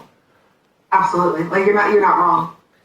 You're not wrong and you're right. And then thinking about, I want to, just something else to add, kind of, sorry, unrelated, although Josh seems to have a passionate point, so I should just be quiet. But just thinking about, even, the fight that happened with ABC and Facebook, right, that happened in Australia. So thinking about what's happening in terms of regulation, who owns the data, what happens, is that fight about, does Facebook pay ABC for their content? And then Facebook said, okay, we'll just pull out of Australia. And right, your point is the point, which is where is the regulation, where are the guardrails, question mark, and then add to it who owns the data.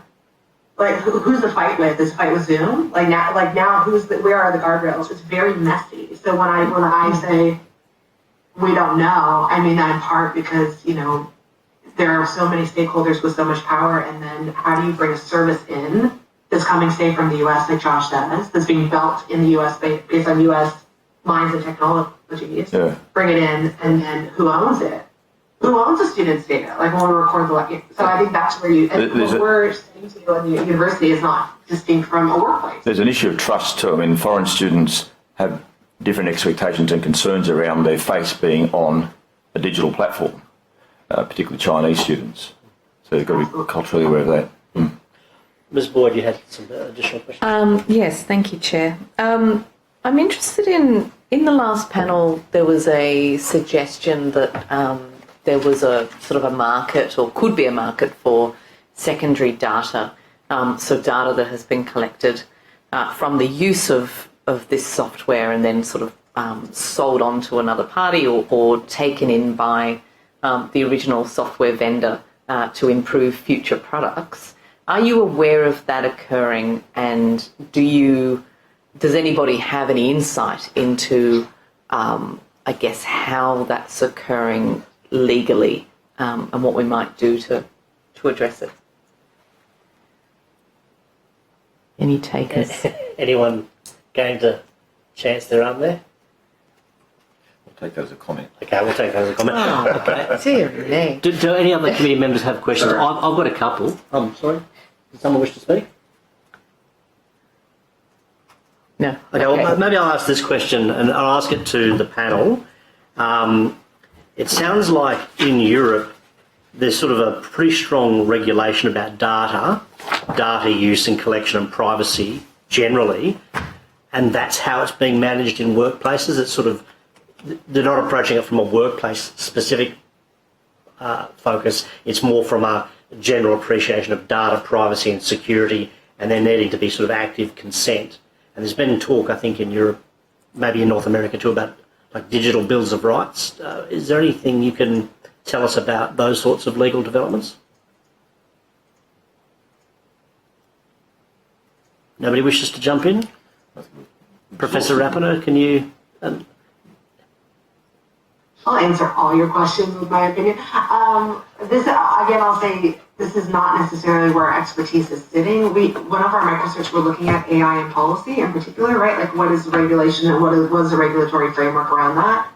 I can find some of that information if it's useful for you, but this is again where I think what we're seeing is it's an interdisciplinary, like, you know, there's the Center for Artificial Intelligence and Digital Ethics at the University of Melbourne where they have the lawyers there with the computer scientists. So this is where I'm saying to you, I'm going to double down on my statement of universities actually hold the depth of knowledge across the complicated questions like this. Mm-hmm. And what the government do is to better keep people together, an investment in these questions. So like what I can say is, I don't know from my area of expertise, but I will say that there is a depth of area of expertise at the university. And this is where you're asking very, very tricky questions that you really need an expert on AI law to answer that kind of question. Well, yes, and I'll ask this question and see if you've got any views on this.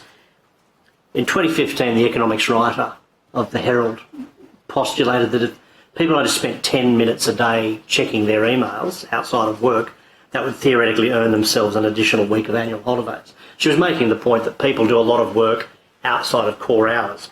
Now, the Centre for Future Work has found that in 2019, Australian workers worked nearly 6 weeks a year unpaid, for which they weren't paid. The following year, that's gone to nearly 7 weeks. That's nearly $100 billion worth of additional work performed by the workplace for which people haven't been paid. So it's not just so much wage theft, also as time theft. Now, a lot of those additional hours have been facilitated by technology. People being able to get texts and emails outside of work hours.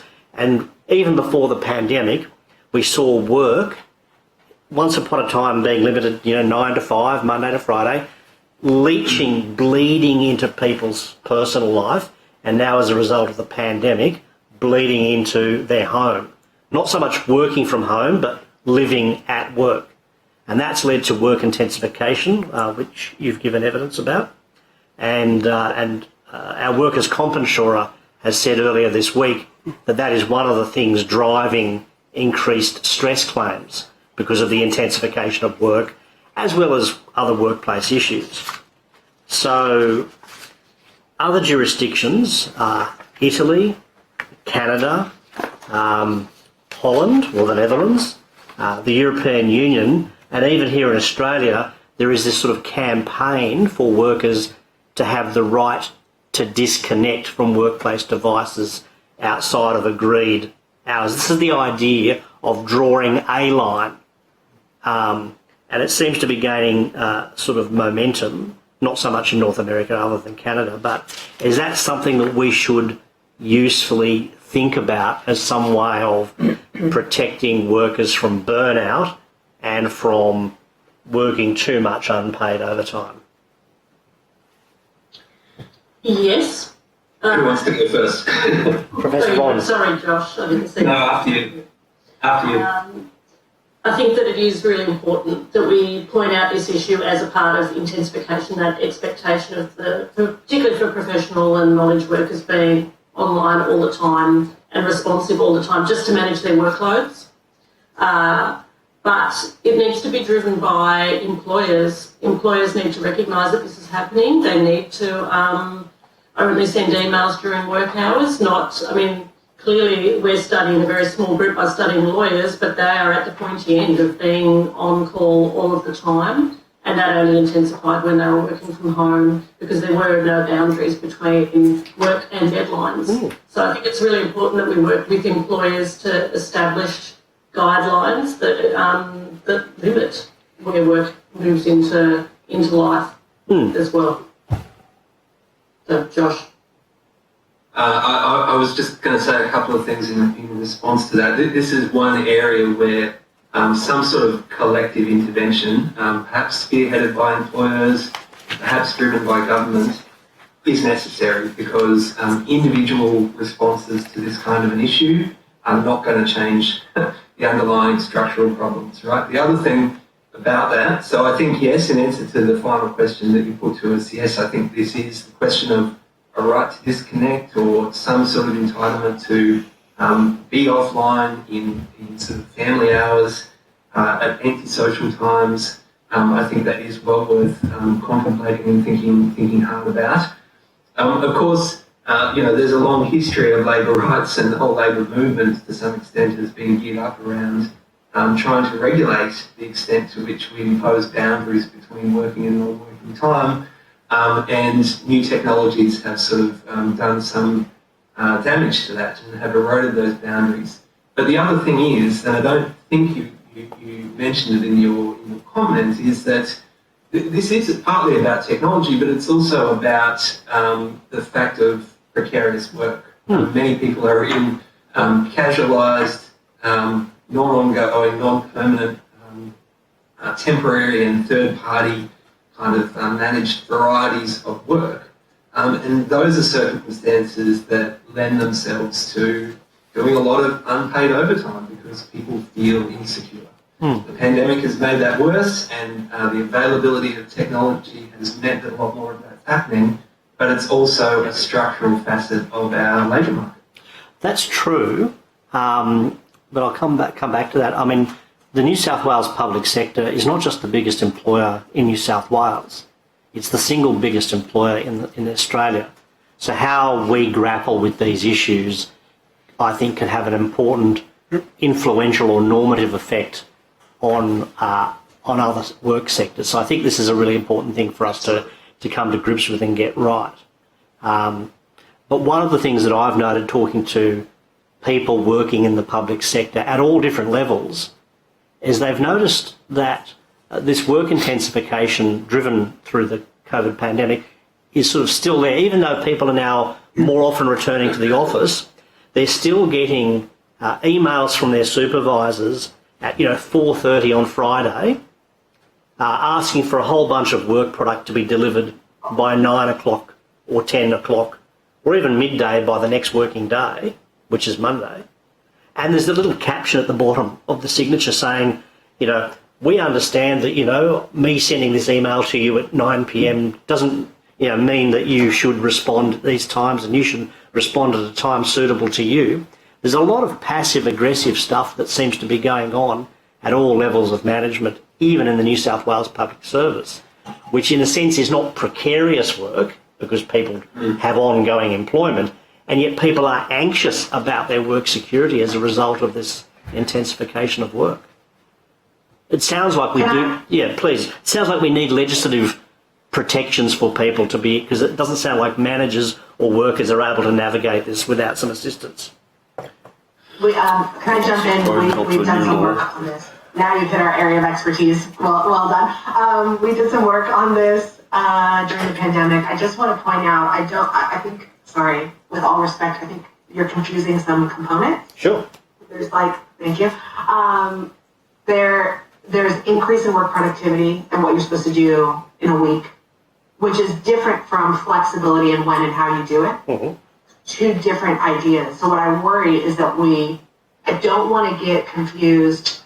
People are being asked to do, 18 hours of work now in a 10-hour work week versus I actually have kids at home, or it works for me to send emails at 4:30, or it works for me to send emails in the morning.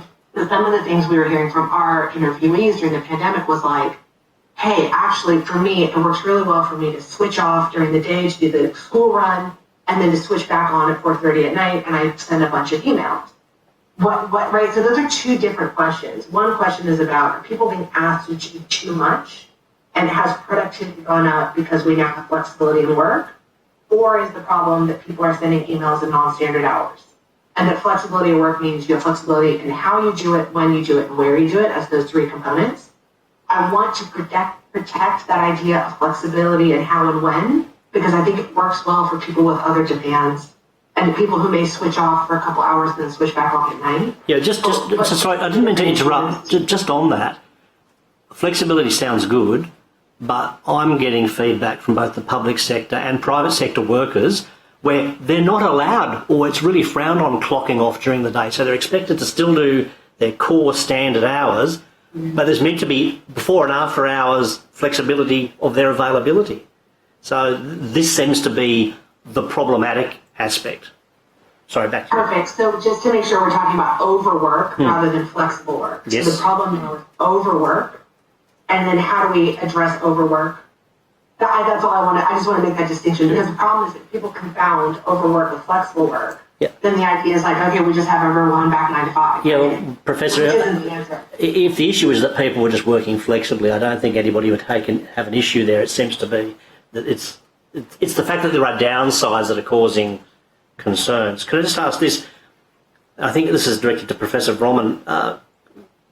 Can you just tell us some more about your research on worker attitudes to surveillance and automation, and what sort of policy responses should we draw from that research? Okay, so mainly we were looking at recently was the surveillance of workers in retail. So we were looking at their attitudes to feeling surveilled. So we haven't yet done part of the research which looks more at what happens particularly in warehouses or supermarkets, which are the bulk of the employees within the retail sector. But even as consumers, we can see what's been changing rapidly over time within supermarkets in general and with other kind of retail stores. But it was more that they felt under constant scrutiny, and it wasn't that they didn't feel that they could use the technologies. They knew how to use the technology. It was more that employers were introducing technologies, both surveillance cameras within their workplaces, that was being used against them around the use of their time at work and their productivity and efficiency at work, but also that customer feedback was becoming the sort of digitally collected customer feedback was becoming part of their performance evaluation as well. So this seems to be happening in some sectors of work more than others. And going back to that issue about precarity, in the retail sector, people are more likely to be young, more likely to be women, and more likely to be on casual contracts than the rest of the workforce. So that means that people are often having to, and are also more likely to be from non-English-speaking backgrounds as well than other sections of the workforce. So this means that a lot of these people don't have a voice to question the use of this kind of surveillance and customer feedback mechanisms within their workplace. It's very hard to say it's not the right thing to be doing, it makes me feel unsafe or insecure or pressured. So it's really thinking about where do we draw the line around the regulation of what's acceptable practices within these kind of workplaces. Where are the trade-offs between a safe workplace and a productive workplace, for both employees and employers? Okay, and I guess this is a question to each of you. We've talked and delineated a lot about the issues which are very large and very complex facing work and workers. What policy, if each of you could name one policy response that government or Parliament should adopt, what would it be? And I might just go through each of you. If you don't have an answer, please take it on notice. Who wants to jump in first? Professor Rapiner, would you like to go first? God, okay, so I actually think what you said originally, we have the potential perhaps to get the framework right through the New South Wales public sector and how to approach the future work. I think you're right on that. I always say, the policies are childcare and parental leave and making sure that men can care, but let's put that to the side. Let's note that.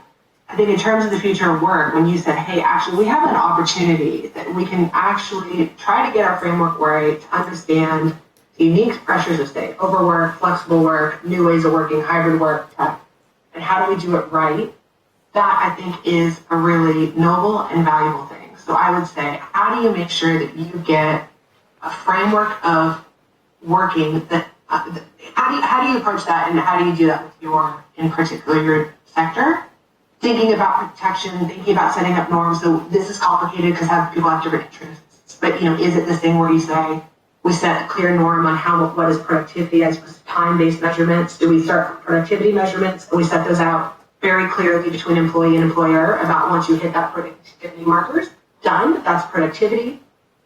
Is it about setting norms about when emails are sent or not, or who works on weekends or who don't? That's policy, right? That's like workplace policy. This is why I'm saying these are separate things that actually will have different workplace policies and approaches. I think that, and then do you give caregiving leave? Do you provide, financial incentives for people to use money? And this is my current passion. Do you give people resources and money to help them manage their work and family demands? Small pockets of money.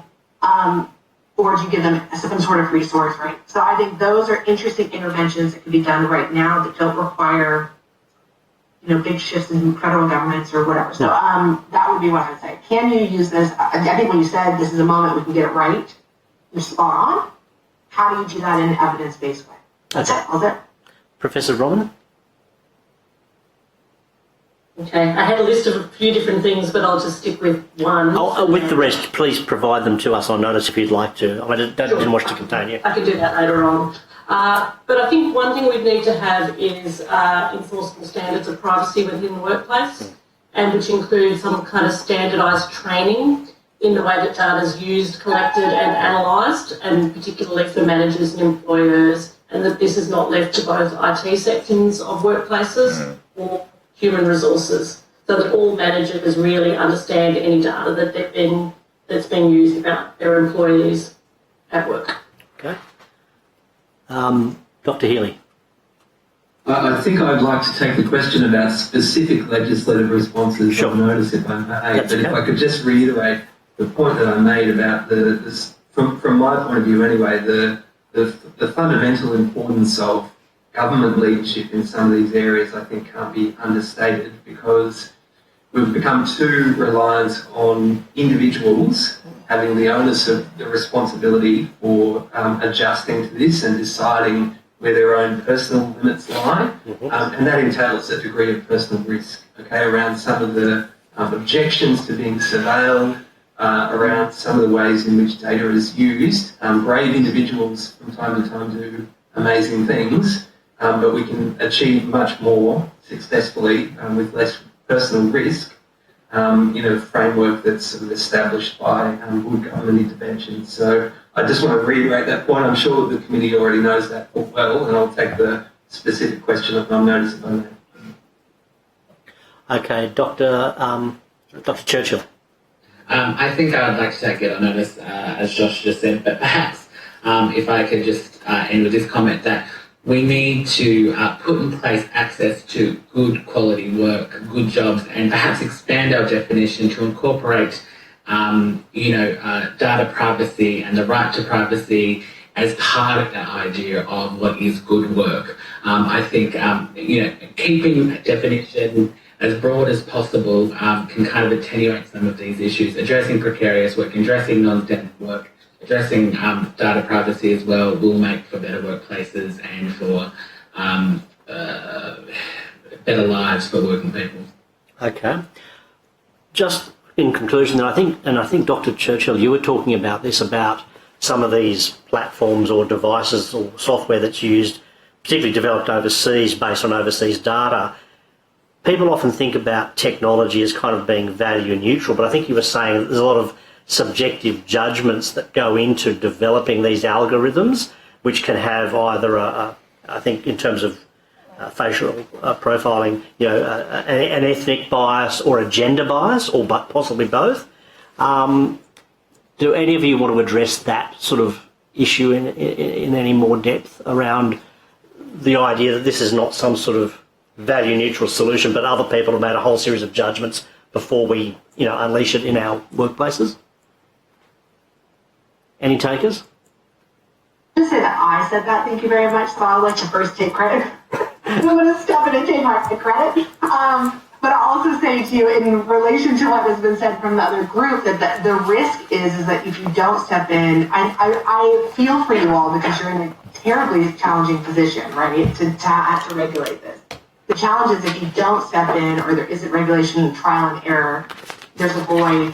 And that's where the tech companies actually are the ones who are owning the data, utilizing the data, selling the data, developing the data, right? So in the absence of government, in the void of an action, actually what you end up having is tech, who is the owner and the policymaker and the developer et cetera, et cetera. So this is 100% true, and we don't actually know. And also, sorry, the last thing I'll say related to that question of bias is that it's a black box, and sometimes tech companies don't even know how the algorithms are making their decisions.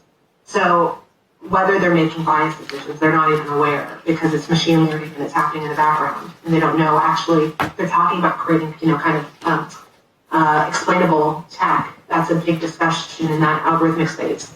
How do you explain how the algorithm is making the decisions? So in the absence of anything, you might do something, you might get it wrong, but the absence is a void. And the void is actually worse than any potential steps that you could be taking. So I guess I'm sending you Godspeed and love on this. Okay, do any other committee members have any last questions for this session or these witnesses? Okay, if not, I would like to thank all of you for attending and giving us your valuable time and your even more valuable insights to assist us with our inquiry. Committee members may have additional questions for you post-hearing. The committee has resolved that answers to these, along with answers to any questions taken on notice today, will be returned within 21 days, and the Secretary will contact you in relation to any of these questions. So thank you. You're free to go. And committee members, the committee stands adjourned until 1:15 p.m. for our afternoon session. Great. Cheers, Secretary. Of the Future of Work inquiry. Our first witness this afternoon is Mr. Bernie Smith, the Branch Secretary of the Shop, Distributive and Allied Employees Association of New South Wales. Welcome, Mr. Smith. First, we've got to swear you just to make doubly sure. Will you take the oath? Yes. And you've got the form of words with you? I do. Please proceed.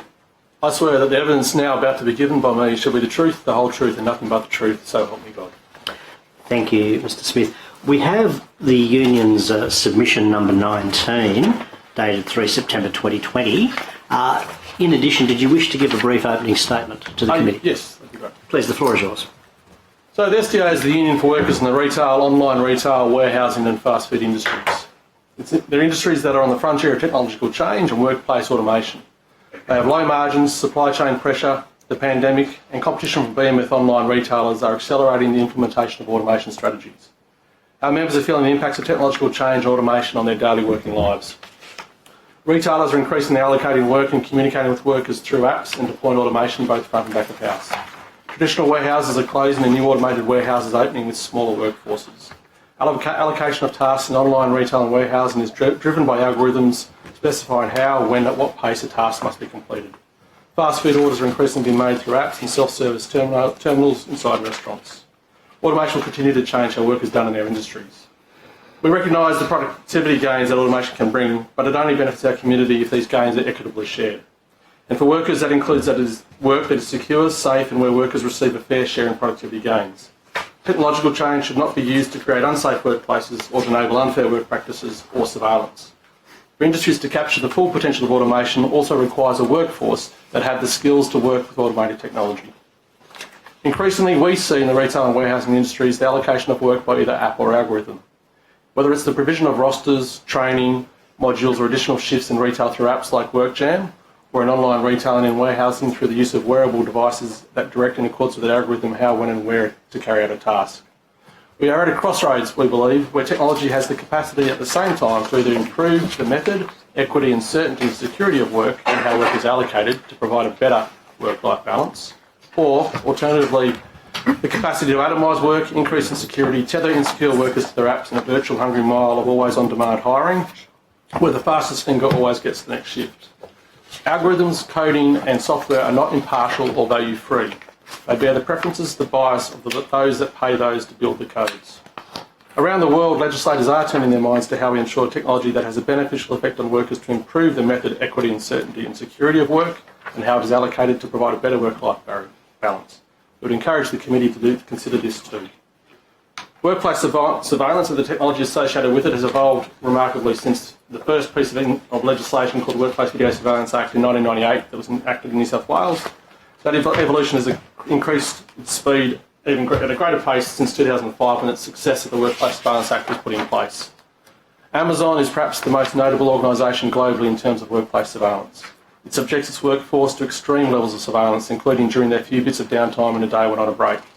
They go beyond accepted norms and move from workplace to worker surveillance. Last year, a Uni Global report on Amazon worker surveillance, called the Amazon Panopticon, describes Amazon's all-pervasive digital surveillance program as a grave threat to workplace democracy and workers' rights. Amazon attracted attention last year for advertising a position to undertake global surveillance of Amazon workers' union activity, both at work and outside of work. We know that at Amazon in Australia, when we visit workers in their workplace during their breaks, our every interaction with every worker is monitored either locally or overseas. We would also encourage the committee to consider recommendations to review the operation of the Workplace Surveillance Act to take into account that surveillance and monitoring of employees in New South Wales should be reasonable, should only be where it's reasonably necessary, respect employees' privacy and maintain the separation between work and home life. It must be transparent and involve the informed consent of workers, and workplace surveillance regulation must also protect workers' freedom of association, particularly in relation to lawful industrial activities. Of course, for industry to capture the full potential of automation also requires workers that have the skills to work with the automated technology. A fair and productive society is one that actively supports workers who might be affected by automation or risk being displaced by automation to be reskilled. To support reskilling, we need well-funded vet institutions, particularly TAFE. We need tri-party industry-level decision-making on training needs. We need modern termination change and redundancy laws that focus on reskilling and redeployment with redundancy as a last resort. And we need funding for individual employees displaced by automation to be supported by employers and government to reskill. We don't want to halt technological change. We're not modern-day Luddites. But we recognise the potential benefits associated with technological change. But we recognise that we want to ensure that the benefits of technological change are fairly shared and implemented in a way that humanises work rather than dehumanising workers.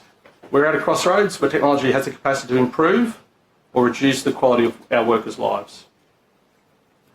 Algorithms, coding and software are not impartial. They're not value-free. They have preferences and biases based on who pays the piper.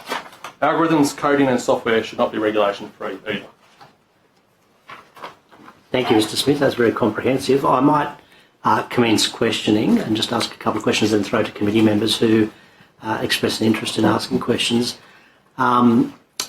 What comes through very clearly with both your presentation today and the union submission is this notion of, you know, if I could use the term informed consent, that is, workers have to know that they're being surveilled, they have to know what data is being collected, and they should know how that data is then going to be used by the employer. Does this mean we need to provide the workers with new tools, including new rights about meaningful consultation before new technologies are implemented at work? Oh, definitely. And not just related to workplace surveillance, I don't think either, in relation to that. The reality is that if we're going to accept the pace of technological change, workers need to be involved in that process. That's the only way that it works effectively. Workers also need to be involved in a process which enables them to be skilled up to be part of that process into the future. So if a business knows, for example, that they're about to build an automated warehouse which will take 5 years to actually construct, is there time for the workers in the existing workplace to be reskilled, to have the opportunity to move to the new workplace and to take up higher level skill positions in those workplaces? We've just recently concluded an agreement with a major overseas online retailer, which actually captures all the skill levels and high-paid, high-skill jobs. It can be a good solution for people. It doesn't have to be a bad situation for people to come into. But there is a real need for proper consultation. Most people would have been surprised probably in recent weeks to have read all the articles about just what happens when you walk into a supermarket and the amount of facial recognition technology that's there and a whole lot of other technology that's there. Now, some of that technology is there much to the benefit of our members in terms of being able to protect them potentially when there's issues of customer abuse and violence. We see that potentially as a positive. But I don't think there's been a lot of consultation about the true extent of what technology is in workplaces and what surveillance is occurring in workplaces. And I think that not just consultation with workers, I think there's a need for a review of the whole system of workplace surveillance in New South Wales at the moment. Yes, I mean, the legislation we've got hasn't been touched for 2 decades, and yet there's been significant technological development in that period of time. And it was very much based on this notion of a dichotomy between overt and covert surveillance. Whereas, you know, we've certainly received evidence in this inquiry of, if you like, I think you used the term panopticon in relation to Amazon, this idea of, you know, total surveillance, not just of what's happening in a workplace, but of people as they are working, and employers trying to monetize that, turn that to sort of financial advantage, and particularly, in an industrial system where there's now a focus on bargaining and productivity. Should workers not have, if you like, the right to sort of obtain some of the benefits that the employer might accrue when they monetize and deploy that secondary data? Oh, definitely. In the end, if they accrue data based on the worker's work, that's their work that's created that data, they should have some sort of a proprietary right in that as well. There should be a sharing of the benefits associated with that. There should be a sharing of the benefits of the productivity benefits that businesses attract from that. As you said, it's been almost 2 decades since the Workplace Surveillance Act was put back in place in 2005. It's not just workplace surveillance; it's outside of workplace. It's outside of work surveillance. It's the accrual of data. It's not the old situation of what could you do with video surveillance, what could you have hearing, listening surveillance. It's every worker's movement is now tracked in a lot of our warehouses and online performance centres. It's not just are they watching you? They're actually tracking your every single movement. So people have wearable technology inside warehouses and online fulfillment centres which tracks every movement they make. Overseas, Amazon's renowned for the fact that if people have time off task, it's called, that they particularly can draw the ire of their employer. The famous situation overseas where people are peeing in bottles on Amazon to keep up with the Amazon pace of work. And yet at the same time, a worker dropped dead on an Amazon factory floor and was never picked up for about 2 hours. So, Chair, can I just ask one question, Johnny? Yes, certainly. If it's only because it's in Mr. Martin, you can ask the question, yeah. Okay. Thank you for coming in today, Mr. Smith. When employees sign contracts, okay, are they told about their rights and they're under surveillance? Oh, look, Are they aware of what's going on? Oh, they're 2 different questions, I'd say. Yeah, they may sign a contract that says that as to whether... they're sort of being monitored throughout the whole process. So if you go into a supermarket, it'll have a sign up there, for example, to tell you too that you're under surveillance for the whole time you're inside the supermarket. As to the real extent of people's knowledge of that, I think people would have been quite shocked in recent times to work out just how much surveillance they're under. For example, as a customer also, and I'd say workers face the same issues when they use workplace apps, there's an amount of surveillance online activity as well. So if you go to Europe and you were to go to a website of a retailer, or as a worker if you were to log into an app, you'd be asked what cookies you want enabled or not enabled automatically. You can't just go straight through the website as you do in Australia and automatically you're tracked wherever you go after that by cookies. But you'd actually have to make a conscious decision. It's the GDPR, Data Protection Regulation of the European Union, that actually provides that. So we're a long way behind in Australia in terms of dealing with surveillance of both workers and consumers. Yeah, no, thank you very much. Thanks for the update. Thank you, Chair. And then... Thank you. Just following on from that question then, I think we hear a lot about the idea of, obviously we need to embody these rights within our laws to ensure that employers are doing the right thing when it comes to collecting this sort of data from surveillance, etc., etc. But in practice, how realistic is it to expect workers to, I guess, object to being surveilled? Like when you go for a job, how many potential employees would say, well, I'm sorry, I can't take this job because you're going to monitor me? What rights do they have? No successful employees would. Exactly. You probably wouldn't receive the job if that was the case. That's why we need legislation and regulation to address this, and that's what the European Union countries have been doing progressively, and even in parts of the United States we've seen some movements in that direction as well. Ms. Hughes? Thanks very much, Mr. Chair, and thanks, Mr. Smith, for your time today.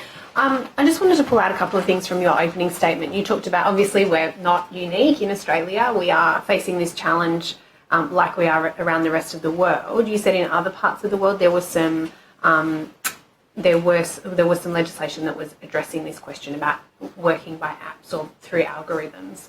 I think a previous committee member who talked about how your boss no longer is a person, but it's actually an algorithm. This is a huge challenge and an issue for us facing this inquiry, but the world. No, that's correct, Ms. Visser. And I'm aware of at least 2 jurisdictions very recently which have implemented legislation. So in California, on the 1st of January, laws came into effect which were passed last year, which is sort of commonly called the Warehouse Worker Protection Act. I think it's more correctly called the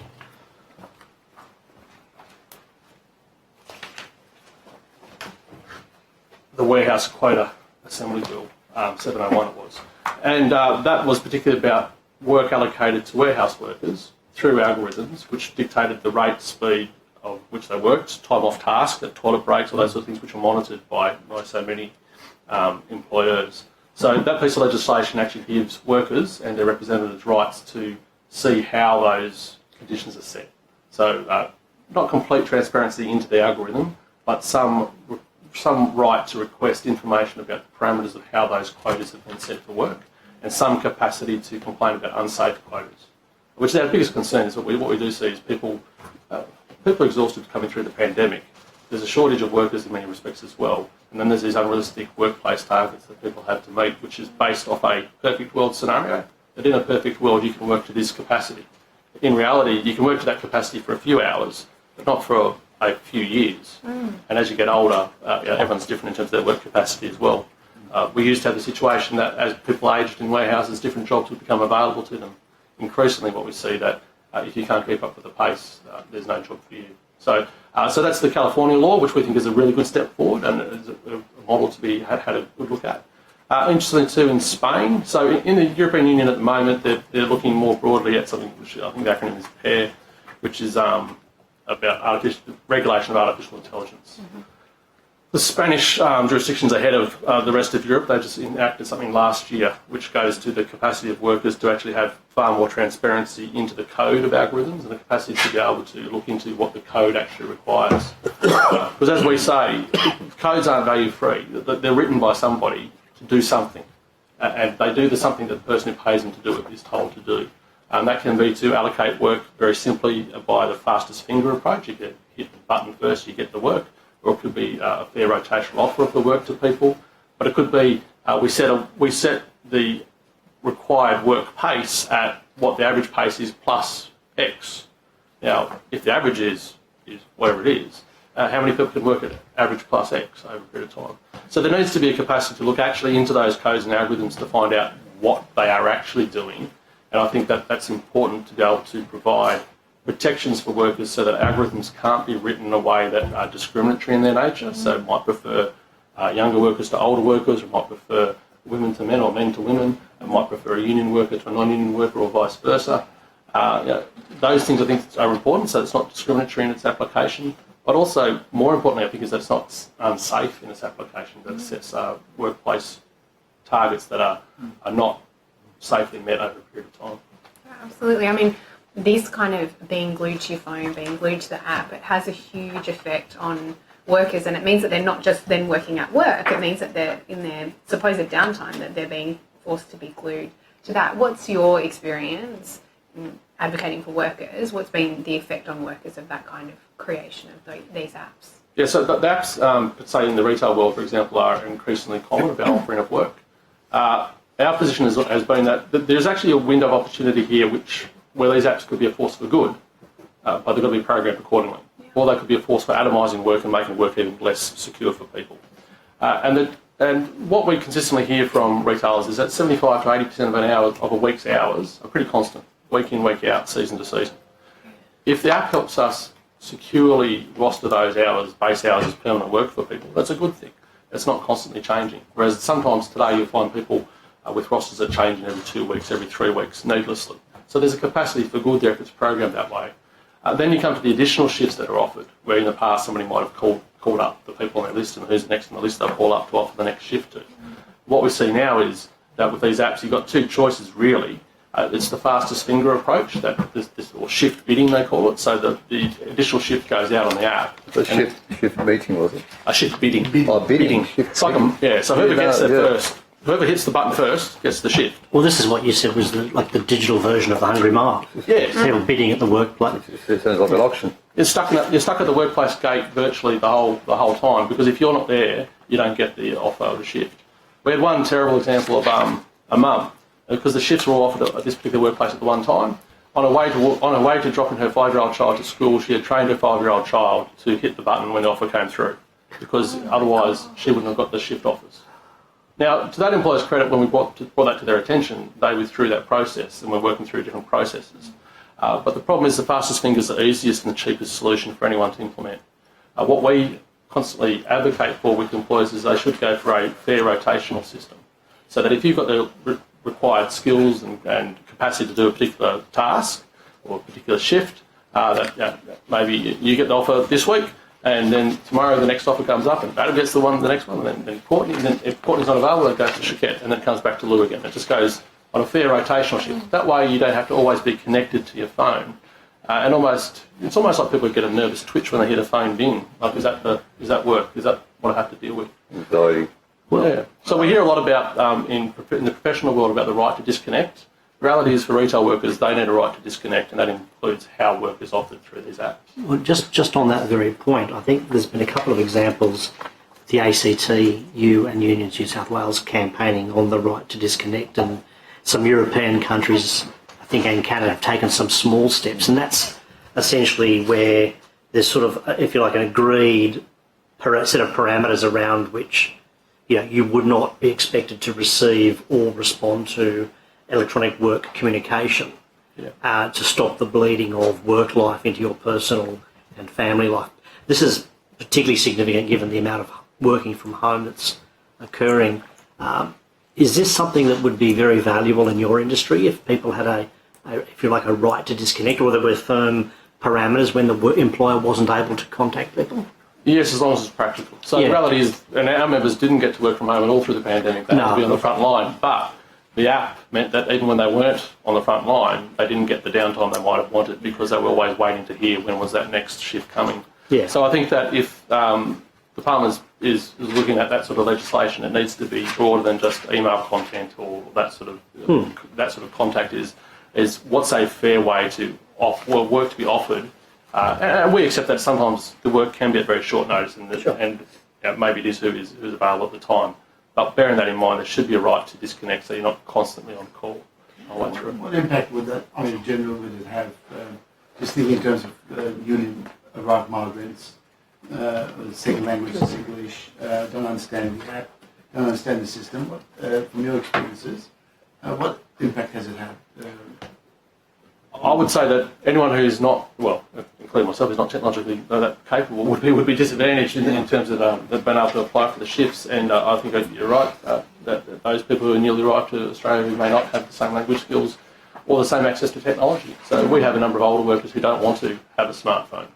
If they don't have that smartphone, they can't apply for the additional shifts. So they're basically locked into their base rostered hours. And even if they want extra hours, they can't get the extra hours in different workplaces. So they're clearly disadvantaged? Yeah.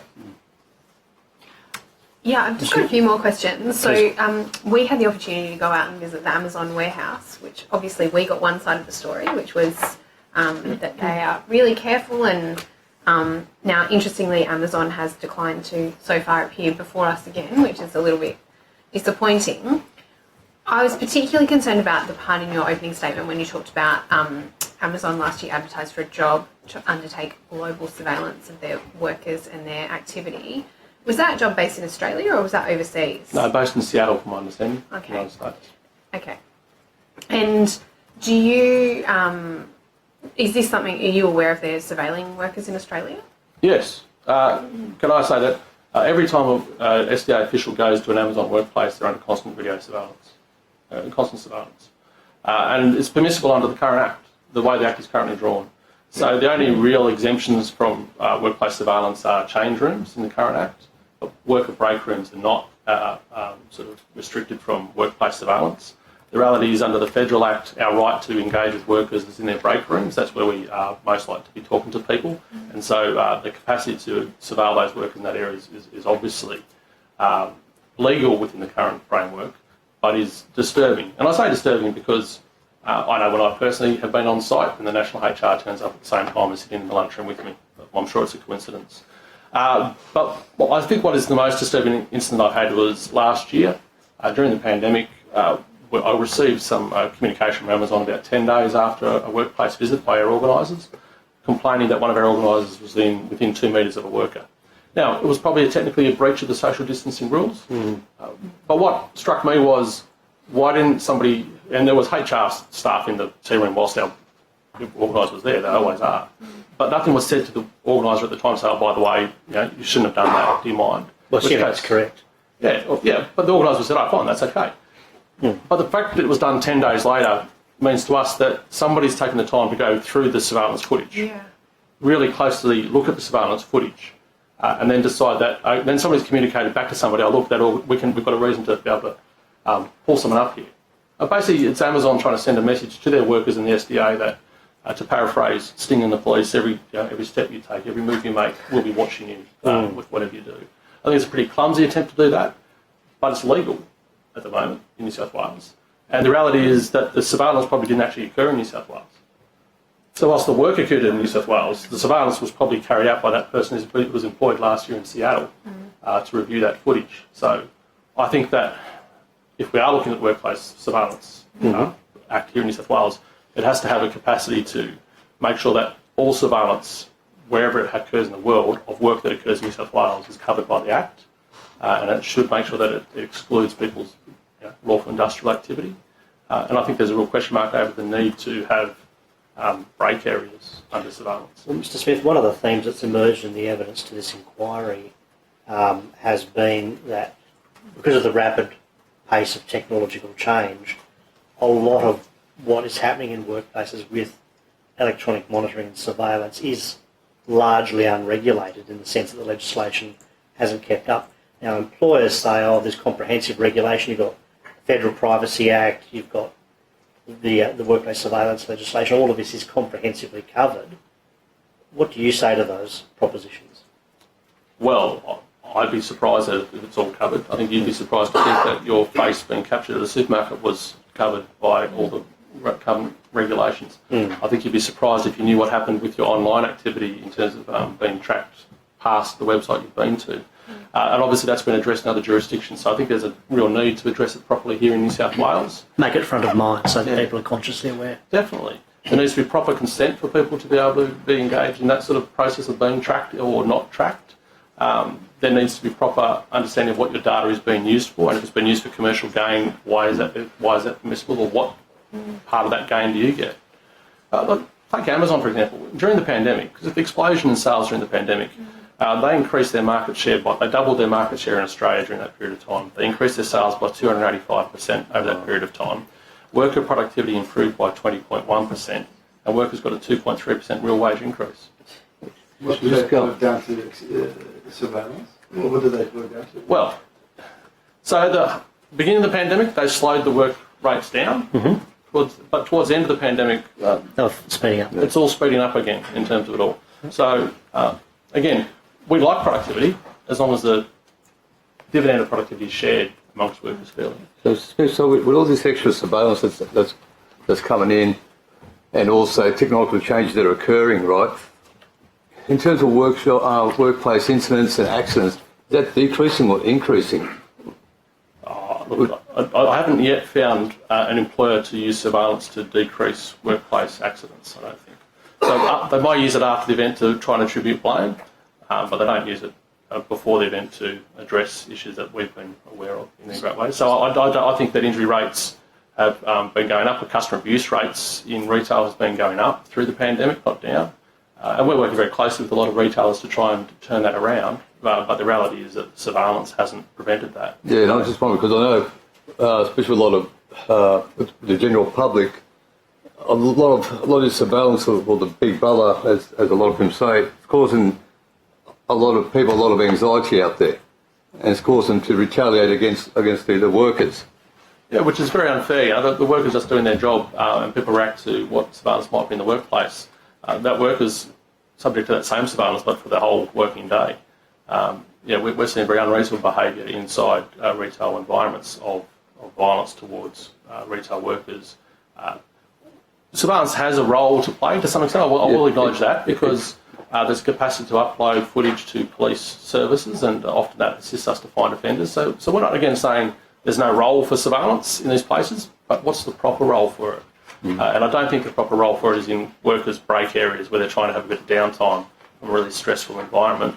I don't think it's in tracking workers potentially away from their workplace. So if you're through a workplace app, we need assurances, I think, that those apps, location services don't follow them past their workplace as well, so that once they're outside their workplace, their phone doesn't register their locations. I think that would be an unfair thing. So I think there's a whole range of issues that really need to be addressed. And I don't pretend to be a technological whiz, but I do think there needs to be a very detailed review of the current Workplace Surveillance Act in New South Wales to make it fit for purpose. Do we know now whether they do follow it past their workplace? Do we know any evidence or information? Oh, look, I couldn't definitively say for every employer. So I know some don't, I know some definitely don't, but also some have it to a certain extent around the vicinity of a shop, so you can sign in and off through your phone within a certain distance of a shop. Well, just on that, often an app will ask you whether you approve of, tracking only while you're using the app or tracking generally.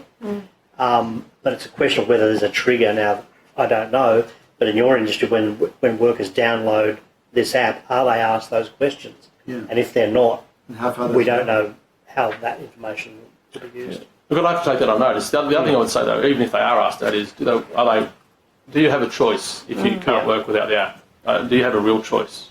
Mr. Smith? Yeah, if you're sorry, just on that, if you're required to have the app and sign in on the app, and then and you can't keep the app open, then obviously you need to be able to track you need to agree, even with that protection in place, you would need to agree to allow tracking even when you close the app in order to do your work. Like, that seems like a pretty clear way that they would get around it, which then gives them access the minute that you finish work as well, which is, I think that's an excellent point that you make about the tracking shouldn't occur outside of the workplace. I think that's something really which goes to an area I was trying to make, is that people feel that they're being tracked almost from the moment they leave their home until they arrive back in their front door. Yes. And this is what's causing a lot of anxiety to a lot of people. And in some ways, productivity also goes down because of their heightened anxiety levels. People stress that if they never get to switch off, then they're not going to be refreshed to switch back on when they go back to work. That's correct. I think that a constant sense of never being off work means that you never properly have a break, and that means that your productivity has to be lower than it otherwise would be. But it also goes beyond that. I think again, that Amazon example, that person in Seattle who is employed to track people's union activity, it's not even at your front door. It's inside your front door. It's inside your study. It's inside your bedroom. It's wherever you're accessing your phone and doing legitimate activity on your phone. If I want to look up the word union and I work at Amazon and my data is accessible, then it probably flags it somewhere, unfortunately. So just as far as you're aware, Mr. Smith, in your industry, is this sort of monitoring or surveillance at work being used by employers to, for example, address concerns about workplace fatigue and avoid workplace accidents, or is it being used for other purposes mainly? I'm not aware of it being used to address workplace fatigue. It's probably, again, there are valid uses for this surveillance. So we cover delivery drivers who will deliver your groceries from a supermarket doing online work. And then some of those vehicles are fitted with surveillance, which means that if you were to go over the speed limit, it would warn you. That's a good thing. So there is a legitimate role for these things here.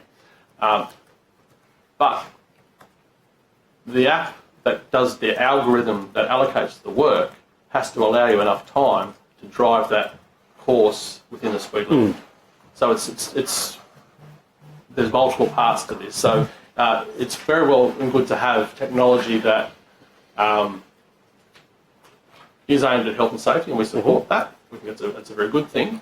But you also have to provide the capacity and work capacity to meet your workload safely. Because I would say that in all the industries we cover, probably one of the number one issues people face is workload.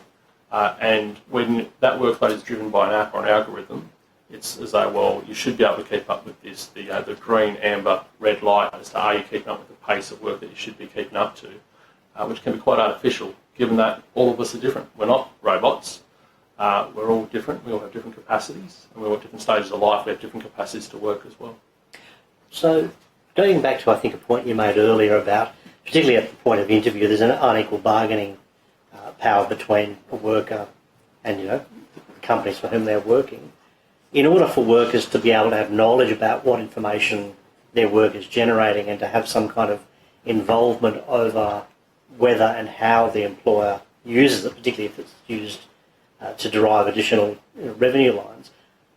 Those workers will need additional tools, won't they? The existing legislation, state or federal, isn't fit for that purpose, is it? That's correct. There's a gap. Look, I would say, for example, historically unions have been able to check time and wages records for employees, and you go in and check that, and it's quite restricted at a federal level compared to what it was in the state regime. But the capacity to do that meant that you could keep people, employers honest about what they were paying people. In many ways, we need the same right to inspect algorithms, the same right to inspect apps and how they operate, and how do they work towards the employee's benefit or not. To know that, so that we can confidently say to our members, yes, we've got the right to inspect these apps, we've got the right to inspect the algorithm, we've got people engaged who can do that, and we can see that this app doesn't track you past your workplace. We can see that this app does allocate work fairly in the way it's done. Or conversely, we see that this app seems to be setting unsafe work limits because it's designed in a way that the algorithm says that once you hit this work pace, we'll then stretch you to this work pace, to a higher work pace, and we'll stretch you to a higher work pace again if we can. So I think the capacity to properly inspect algorithms, codes and apps is a right that should be extended to all registered organisations as the next step in ensuring safe workplaces, the same as we have the rights under the workplace health and safety laws. So it sounds to me like there also needs to be some way of interrogating work intensity. Like I know in the pandemic, for those who were able to work from home, have described an explosion of extra working hours, either expected or not expected. They spent more time at their terminals. There's been a productivity increase. But in your industry, people have had to go to work, often at risk to their personal safety. And using the Amazon example, there's been a boom in economic activity, increasing the pace of work. Do there need to be also new mechanisms to enable workers to navigate their workloads and to better regulate the work intensity? Oh yes, I think workload is the biggest psychosocial hazard in the retail, fast food and warehousing industries. It's the single biggest issue that people have. It's not made easier by the pandemic, we acknowledge, and the workplace shortages that people have had. But even before that, workers are working to the shape, the ideal curve that they should be able to complete tasks within, which doesn't reflect necessarily the reality. That might be very well and good as long as there's no things called customers that get in the way of the perfect curve that you might have. In a warehouse, that might be all well and good as long as there's no sort of something doesn't fall over that gets in the way of how you might go about undertaking your path of work. So I think a lot of these things are done not in real world environments over a period of time. So I do think there's a real need for us to be able to address a whole lot of these workload issues, these psychosocial hazards that we've seen in appropriate ways. And I think it has to take into account somebody's working life as well. In terms of the psychosocial stresses, in a previous inquiry, we received evidence that the work health and safety legislation in New South Wales wasn't really fit for purpose in terms of dealing with that. And the regulator said, we can deal with this through codes of practice and what have you. From your perspective, based on your industry experience, do we also need to be looking at the work health and safety regime as well as the workplace surveillance regime to provide tools for workers and management about navigating workload? Yes, I think that's a correct observation. So we were involved in the establishment of the Code of Practice in New South Wales, so one of our officials was involved in the working group to establish that. But as they constantly came back to me to report, they would have preferred it to be a regulation, something that's actually enforceable in some way, shape or form. We're currently seeing a trial being undertaken in Victoria with one of the major retailers about the WorkWell project, which is designed to look at this whole issue of workload, and I think psychosocial hazards is front and centre. But I don't think that any jurisdiction in Australia currently has sufficient coverage of psychosocial workplace hazards, and a code of practice is better than where we were, so we're pleased that we've got that rather than the complete lack of anything that we had before then. But we do believe that a regulation is at least required to properly address the issue, so that it gives you a much greater capacity to address an issue with an employer. It just means that there's consequences. And when there's consequences, people are far more focused on making sure they address it. I'll be honest, the people in our industries are exhausted. They're exhausted after the pandemic. But to be fair, they were pretty exhausted before the pandemic started. Yeah. So there's a lot of work to be done in this space. Well, it sounds like regulations detailed regulations dealing with these particular problems could be made under the Work Health and Safety Act here in New South Wales if there was a will. Yes, and there's a current hook, for want of a better term, within the Act itself about psychological injuries for people. So there's a capacity to do this. There needs to be a willingness to do this. I mean, I made the observation this morning. I think there was an article in the Telegraph on Monday from the CEO of iCare talking about workplace stress claims doubling every 4 years and particularly increasing significantly in the last 2 years as a result of workplace bullying, harassment, but also the intensification of work driven by the pandemic in different ways. Is that something you're seeing in your industry also? It is. I find it ironic that iCare, making this observation, we've been engaged with iCare for a period of time now about the whole issue of workplace customer abuse and violence. We had some very productive work with them early, just before the pandemic started, about some training about how do you address workplace customer abuse and violence. So what we've seen since the pandemic has been a watering down of that training provided by iCare and an abandonment of the comprehensive suite of issues that need to go with it. So it's not just training workers to be more resilient to take more abuse. It's actually meant to be about stopping abuse, training workers to be resilient where you can, but in an environment where the employer will have zero tolerance towards abuse, which most of our employers do. But there's also other tools in place and commitments in place to those workers to make sure that the abuse is rooted out of the industry rather than making people resilient to more abuse. So I must say we're engaged with ongoing discussions with iCare, but I must say I've been disappointed in recent times and expressed that to them that one of the biggest issues we see in our industry in terms of workplace hazards of customer abuse. We were really excited to see the initial training and suite of activities could reduce customer abuse by 44%, and that was done with Griffith University, so there's rigorous academic evidence behind that. But then the shortening of the course that they apply and the removal of some of the other commitments required with the course means that there's no academic rigour left to it, so we don't know whether it's effective or not. And in many ways can be damaging to employees if they feel that they're being trained to suck it up rather than be part of a process of this is all the things we're going to do together to make us safe in our workplaces. Which at the industry level, most major retailers have committed to us to do, but there still was a long way to go for us in implementing that. But just in that framework of, dealing with this issue with the safety regulator, what engagement or buy-in did you have from industry employers about, their obligation to, prevent the abuse in the first place, or to have their managerial staff actually act to protect workers? Like if someone's at a checkout and they're getting abused by a customer, they're not in a position to do anything other than suck it up. They're really relying on someone in management or the company to actually deploy people to diffuse the situation or de-escalate or, escort someone from the premises. You getting buy-in from the industry employers about this? Yes, no, we are. I'd say that we've actually got very good buy-in at the senior levels of the industry. Implementation has been hard, and I acknowledge that the pandemic's made everything worse in some of these areas. But again, one disappointment is that most of the major employers in our industry are self-insurers. They can't access the training that iCare developed with us and Griffith University because they're not a client of iCare's. We would like that to be made available to the whole industry. The whole idea was to spread best practice throughout the whole industry. There seems to be a gap. And if the co-developer at Griffith University was to go to another entity and say, do you want to be involved in this program? They have to change the program by at least 35 or 40%, otherwise they breach iCare's copyright. But if iCare were willing and Griffith University were willing, it could be made available even to self-insurers. There's absolutely no barrier to that. It's questionable. The irony was at the beginning of this process, we went to iCare and said, this is what we want to work on. They said, do you want a grant? We'll give you the money. We said, we don't want the money. We just want to work together to work something out. Now, at the end of the process, our biggest employers can't access that, even though they would have given us the money in the first place. We didn't want the money, we wanted the program. It seems like a farcical situation. So hopefully we can resolve that with them. But it's one thing to make public comments about stress claims. It's another thing to say, what can we do practically together? And we're still very open to working together to get a really good outcome for our industry. I'm mindful of time, but other committee members have questions. One question. Throughout this discussion, Amazon has been the key discussion point, particularly when you refer to the severity of workplace violence.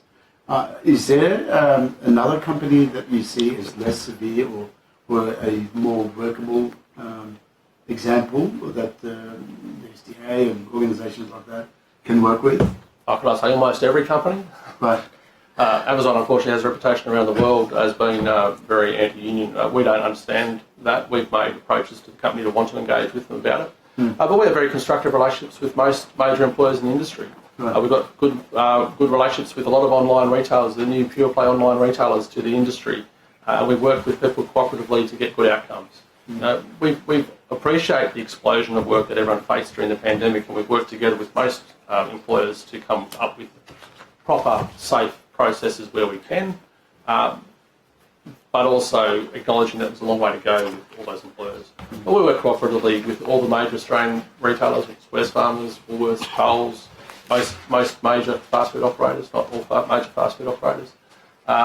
So we believe that workers have a community of interest in common with their employer largely, and lots of space where we disagree, but we're always open to working with people, but we want practical solutions. We don't sort of want motherhood statements. Yeah. Any final questions? If not, Mr. Smith, thank you very much for your evidence and for your insight into the issues that the committee is engaging with.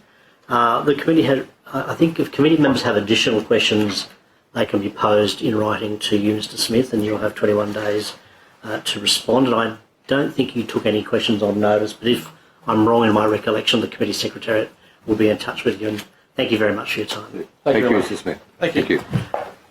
If the next witnesses could come and take their seats. I think we've got Ms. Nicholas Street via video conference and Mr. Brent Ferguson also via video conference. And with us here in person we have Mr. Sam Morton and Mr. Lewis Isso. And I realise, of course, I know both of these gentlemen. I had omitted to mention that this morning. All right, you have to swear an oath or an affirmation to commence with. We might start with you, Mr. Morton. Do you have the two forms of words there? Just name and the capacity in which you give evidence today and whether you swear an oath or an affirmation. Samuel Elliott Morton from Business New South Wales, and I swear that the evidence now about to be given by me shall be the truth, the whole truth, and nothing but the truth, so help me God. Mr. Isso? I swear that the evidence now about to be given by me shall be the truth, the whole truth, and nothing but the truth, so help me God. And today you're representing the Australian business lawyers? Yes, sorry. That's okay. Ms. Street, you're online. Do you have the form of words, and would you swear an oath or an affirmation? I solemnly, sincerely, and truly declare and affirm that the evidence now about to be given by me shall be the truth, the whole truth, and nothing but the truth. Mr. Ferguson.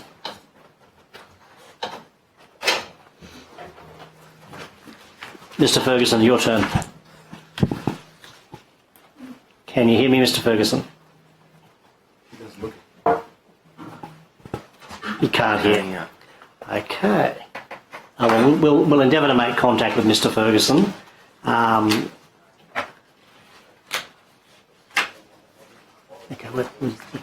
Okay, we'll continue. The protocol is to enable each group appearing before us in joint sessions like this the ability to make a brief opening statement of 3 to 5 minutes. Would each of you two gentlemen who are with us in person wish to do so? Chair, just to clarify, we're actually from the same... Okay, well, whichever one of you would like to can give the opening statement. I'm happy to, yes. So, thank you, Chair. So Business New South Wales is the state's peak business organisation. It's a not-for-profit independent organisation promoting the interests of business, particularly in New South Wales. Australian Business Lawyers and Advisors, which is where I work, is a wholly owned subsidiary of Business New South Wales. And we are a legal practice acting for both Business New South Wales members, but also for just businesses generally around Australia. So my role here is effectively to represent Business New South Wales, albeit as the firm that represents it and is owned by it. So I'm the Managing Director of Sydney Workplace Relations, Australian Business Lawyers and Advisors, and Sam is the General Manager of Policy and Analysis at Business New South Wales. I was just going to make a couple of comments in terms of opening statement.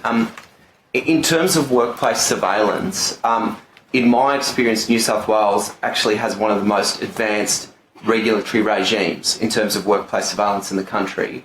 It was the first to regulate with respect to workplace surveillance in particular, and it's really matched only recently by the ACT, which I say recently, it's some time ago now, but the ACT followed suit and developed its own Workplace Surveillance Act, which looks very much like a carbon copy of the New South Wales regime. As you would know, it imposes very specific requirements for 3 types of surveillance: camera surveillance, tracking surveillance, and computer surveillance. And those provisions, in my experience, they operate in very broad, general terms, in that the way it defines those modes of surveillance is both broad but very, very simple and effective in its simplicity. And I note there was a question, I think, by the chair to the previous representative for the SDA about new forms of technology and things like that. I think when you look at the way that the form of surveillance has been defined, it's in 2 lines. It's remarkably simple. It's remarkably simple. And by being that simple, it's actually very broad in what it captures. If anything is caught by camera, it'll be camera surveillance. If anything is capable of tracking the location of a device or anything that is used, it forms tracking surveillance. And similarly, computer surveillance is not just the hardware, it encapsulates software and those things as well. So I actually think the way it was drafted is quite effective. And I think I am aware that there have been some previous submissions put to the committee about new modes of activity and new modes of surveillance. The vast majority of those that I've heard mentioned still fall within the notions of either camera surveillance, tracking surveillance, or computer surveillance. And as you'd be aware, there's quite detailed notification requirements already in the Workplace Surveillance Act about people being notified of that surveillance. Probably the other topic that I wanted to address in opening is one that arose particularly during the pandemic, and we heard a lot of noises about this in the industrial arena from the ACTU, which was concerns about monitoring of people at home. And there was this real sense that there was going to be an encroachment on people's either personal lives or home lives by some extra reach of surveillance into their personal life.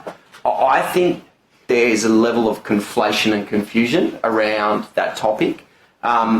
We need to be clear. Obviously, no employer has the right to go and enter anyone's home. I mean, that's a matter of trespass if you go and start inserting things into people's homes in terms of surveillance.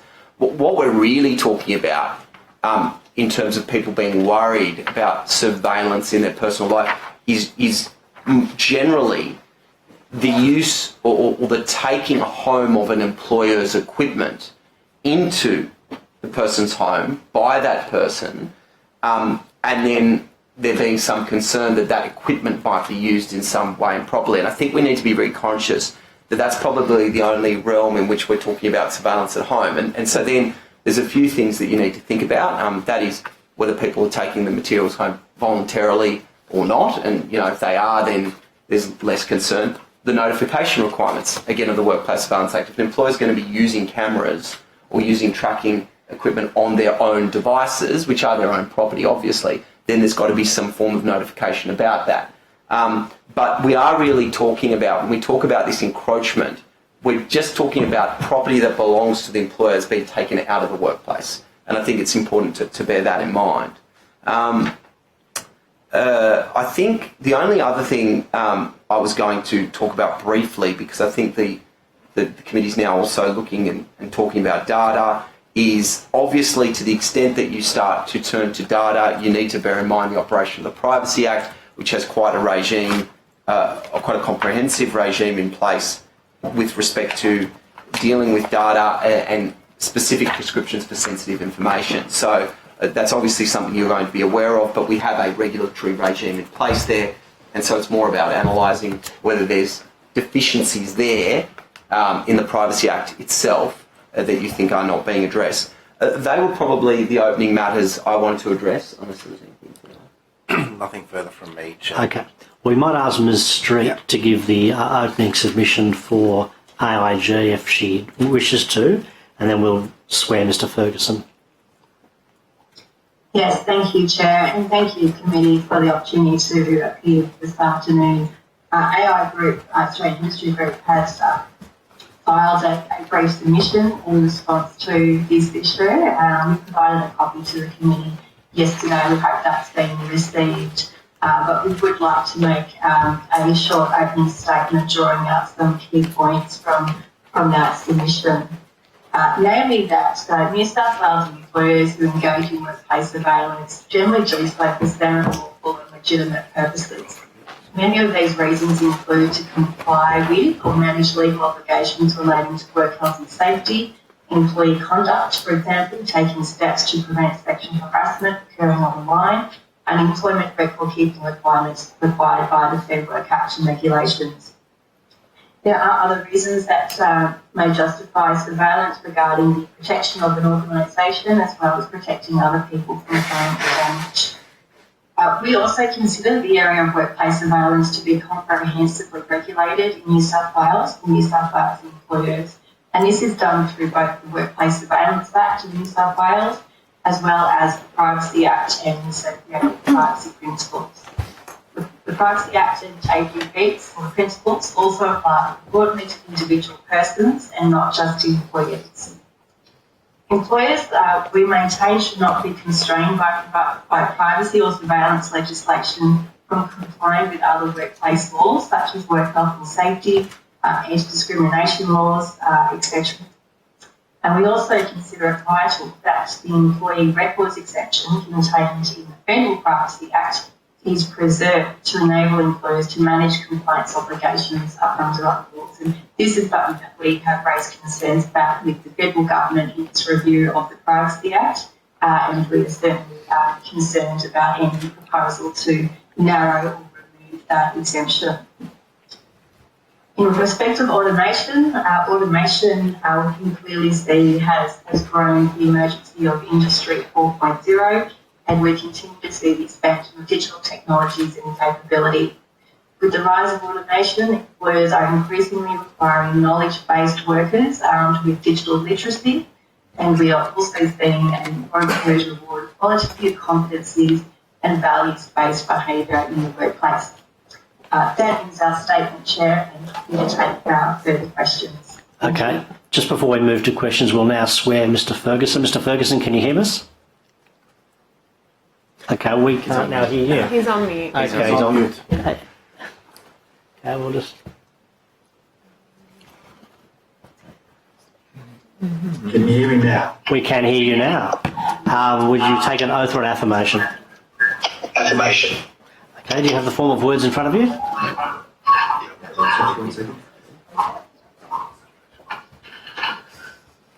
Yep. Ready now? Yep, ready. Let's go. I solemnly, sincerely and truly declare and affirm that the evidence now about to be given by me shall be the truth, the whole truth and nothing but the truth. Thank you. Committee members, who wishes to commence questioning? Ms. Yusof? Oh, no, it's fine. You take it away, Mr. Chair. Okay. Amongst the evidence we've received is that, particularly during the pandemic, you can't hear. Okay, well, I'll get the committee secretary to try and do something about that. Technology, when it works, it's great. Some of the evidence, a lot of the evidence we've received really concerns work intensification, which is often enabled by technology. And although this is not new, there does seem to be a continued blurring of what has been understood as, work time and family and personal time. And of course, it was great to have you be able to communicate by text or phone or email to sort of deal with emergency situations. Then it became normalised, and research has showed that in the last couple of years, Australians are working 6 or 7 weeks a year unpaid just because they're checking their emails, they're responding to out-of-work inquiries, and this has really been driven by technology, and there doesn't seem to be an accounting generally by industry for this, either in terms of making sure that people get extra pay, or perhaps more importantly even get extra rest from working. And the people I've been talking to in the public and private sectors is that they're kind of being, their work intensification is really getting extreme. Is this something you're seeing from the employer's side? And what are your insights into this issue and how it can be managed?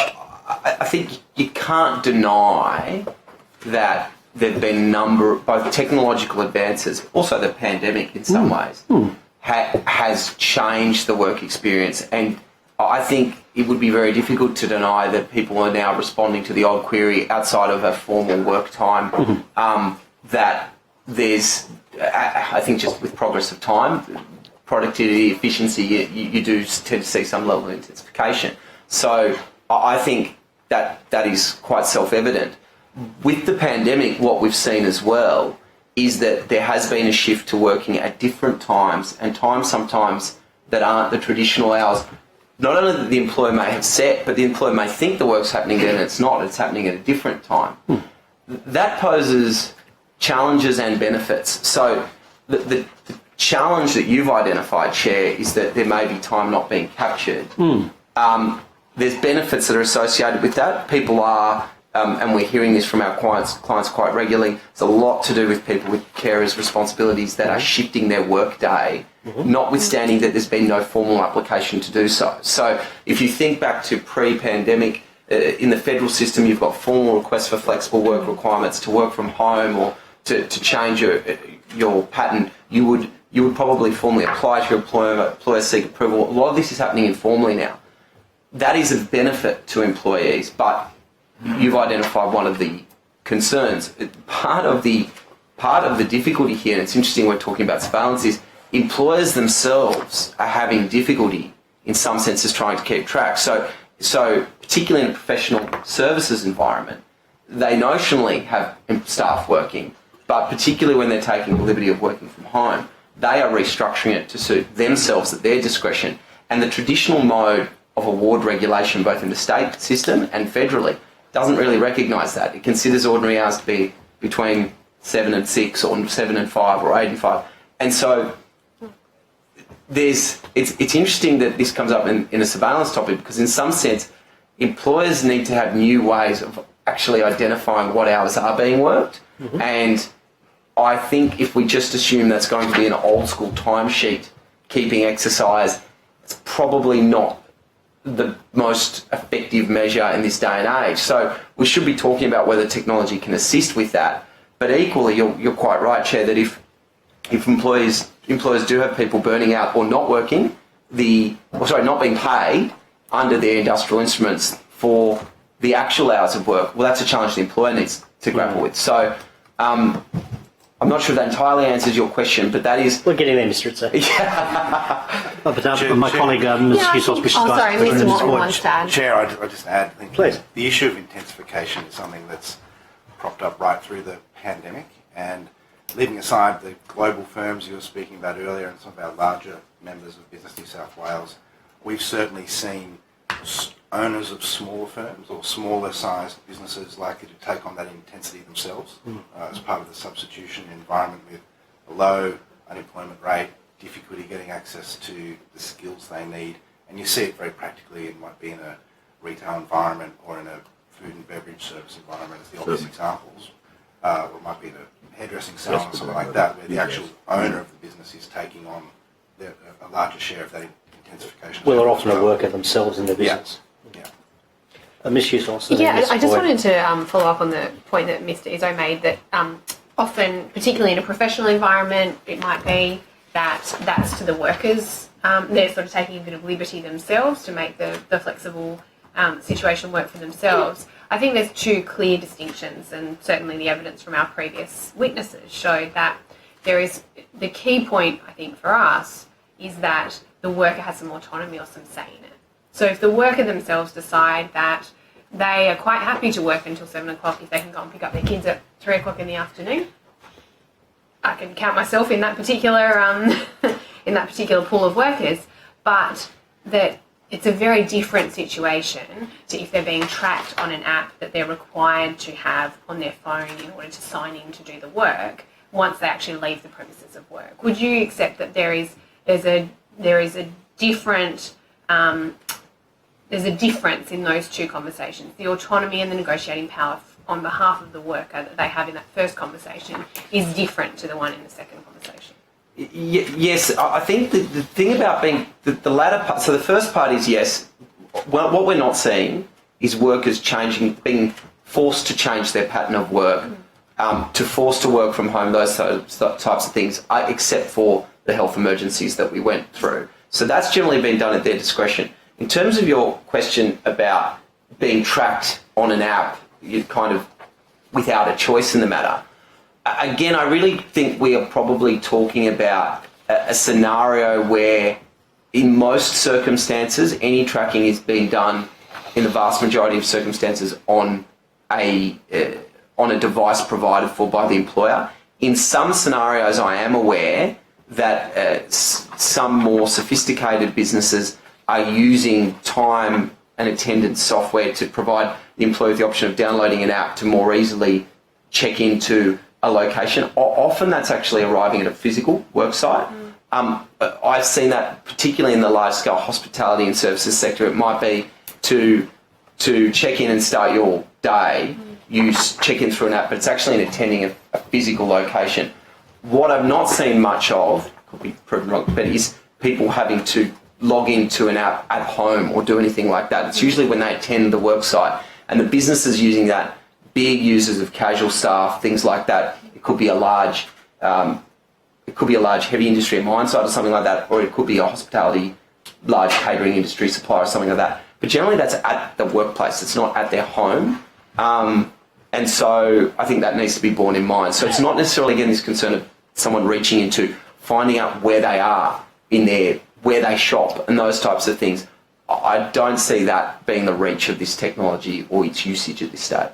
And you don't have an issue with then if that was outlawed, like the surveillance or the ability to log into an app. I think you make a point that this is where technology can enable workers. We're just concerned about some of those consequences coming. So there would be no need, really, from an employer's perspective, to be collecting that data outside of the workplace.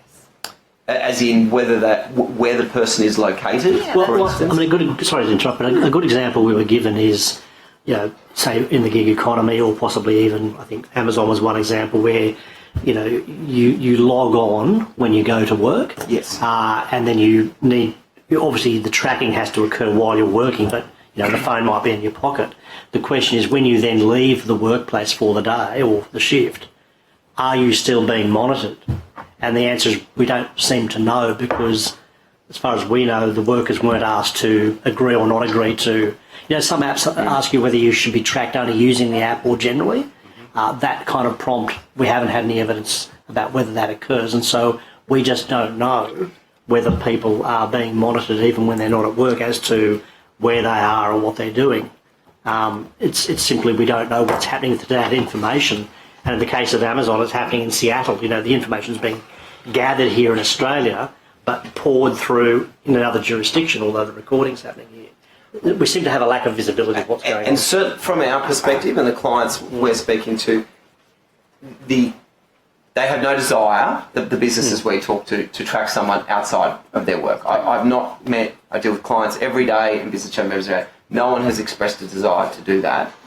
Most apps, just through my own personal knowledge, is generally once you log out or once you sign out or there's some process, then the functionality will generally cease. I take your point, Chair, that some allow ongoing tracking, but that is generally in the control of the user of the phone. So provided the employee has the ability to ensure that the tracking ceases, then I'm not personally aware of a scenario where business would require the need to track outside, nor have I come across a business that would want to do so, as long as, though, that the technology they're using is capable of being enacted during work hours. That's where they need it. Then Ms. Boyd, you had some questions? Yeah, thanks. And I guess coming off of the back of that, employers may not be wanting to track their employees, but what assurance does an employee have that the software vendor isn't tracking the employee in order to, as we've heard in previous panels, improve their future software and or sell that data off to a third party? If the employee doesn't have that relationship with the software vendor, they're not part of the licensing agreement, presumably they don't know if they're being tracked outside of their work hours. Well, I think the response to that depends on the device. So you're either going to have a device provided by the employer, in which case you don't need the hard device on you. Now, in most circumstances, I don't think that's what you're talking about. I think you're probably going to look more at a scenario where the person's using their own personal device potentially to log into an app or software. In that circumstance, it will depend on the app and the provider. I mean, I'm aware of my own usage of, say, an Apple iPhone, that you have a control in the settings to be able to allow apps to what they can and can't do. So I would assume that employees have that control still today to turn off the tracking should they wish, just because my own use of my own personal phone.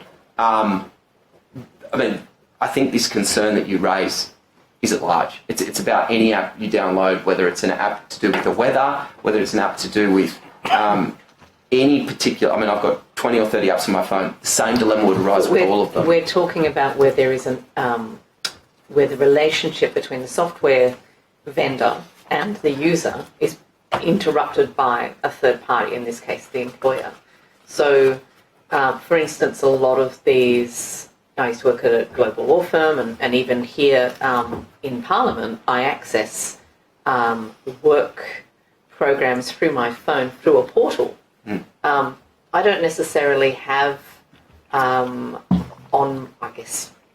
any kind of direct access over the software I'm using, because it's all through a portal that the employer or the organisation has control over.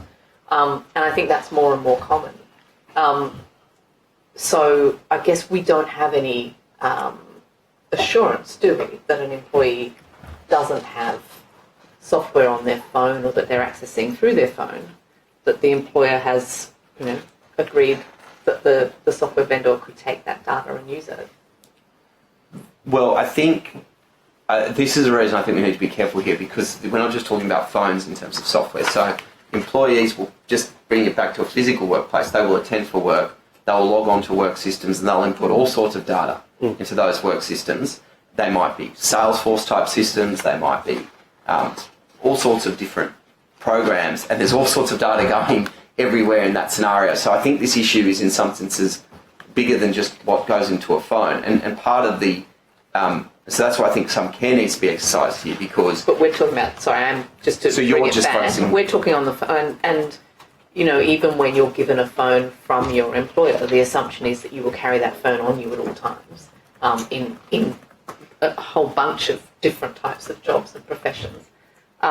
So it's not like you get given a phone that you just use when you're in the office.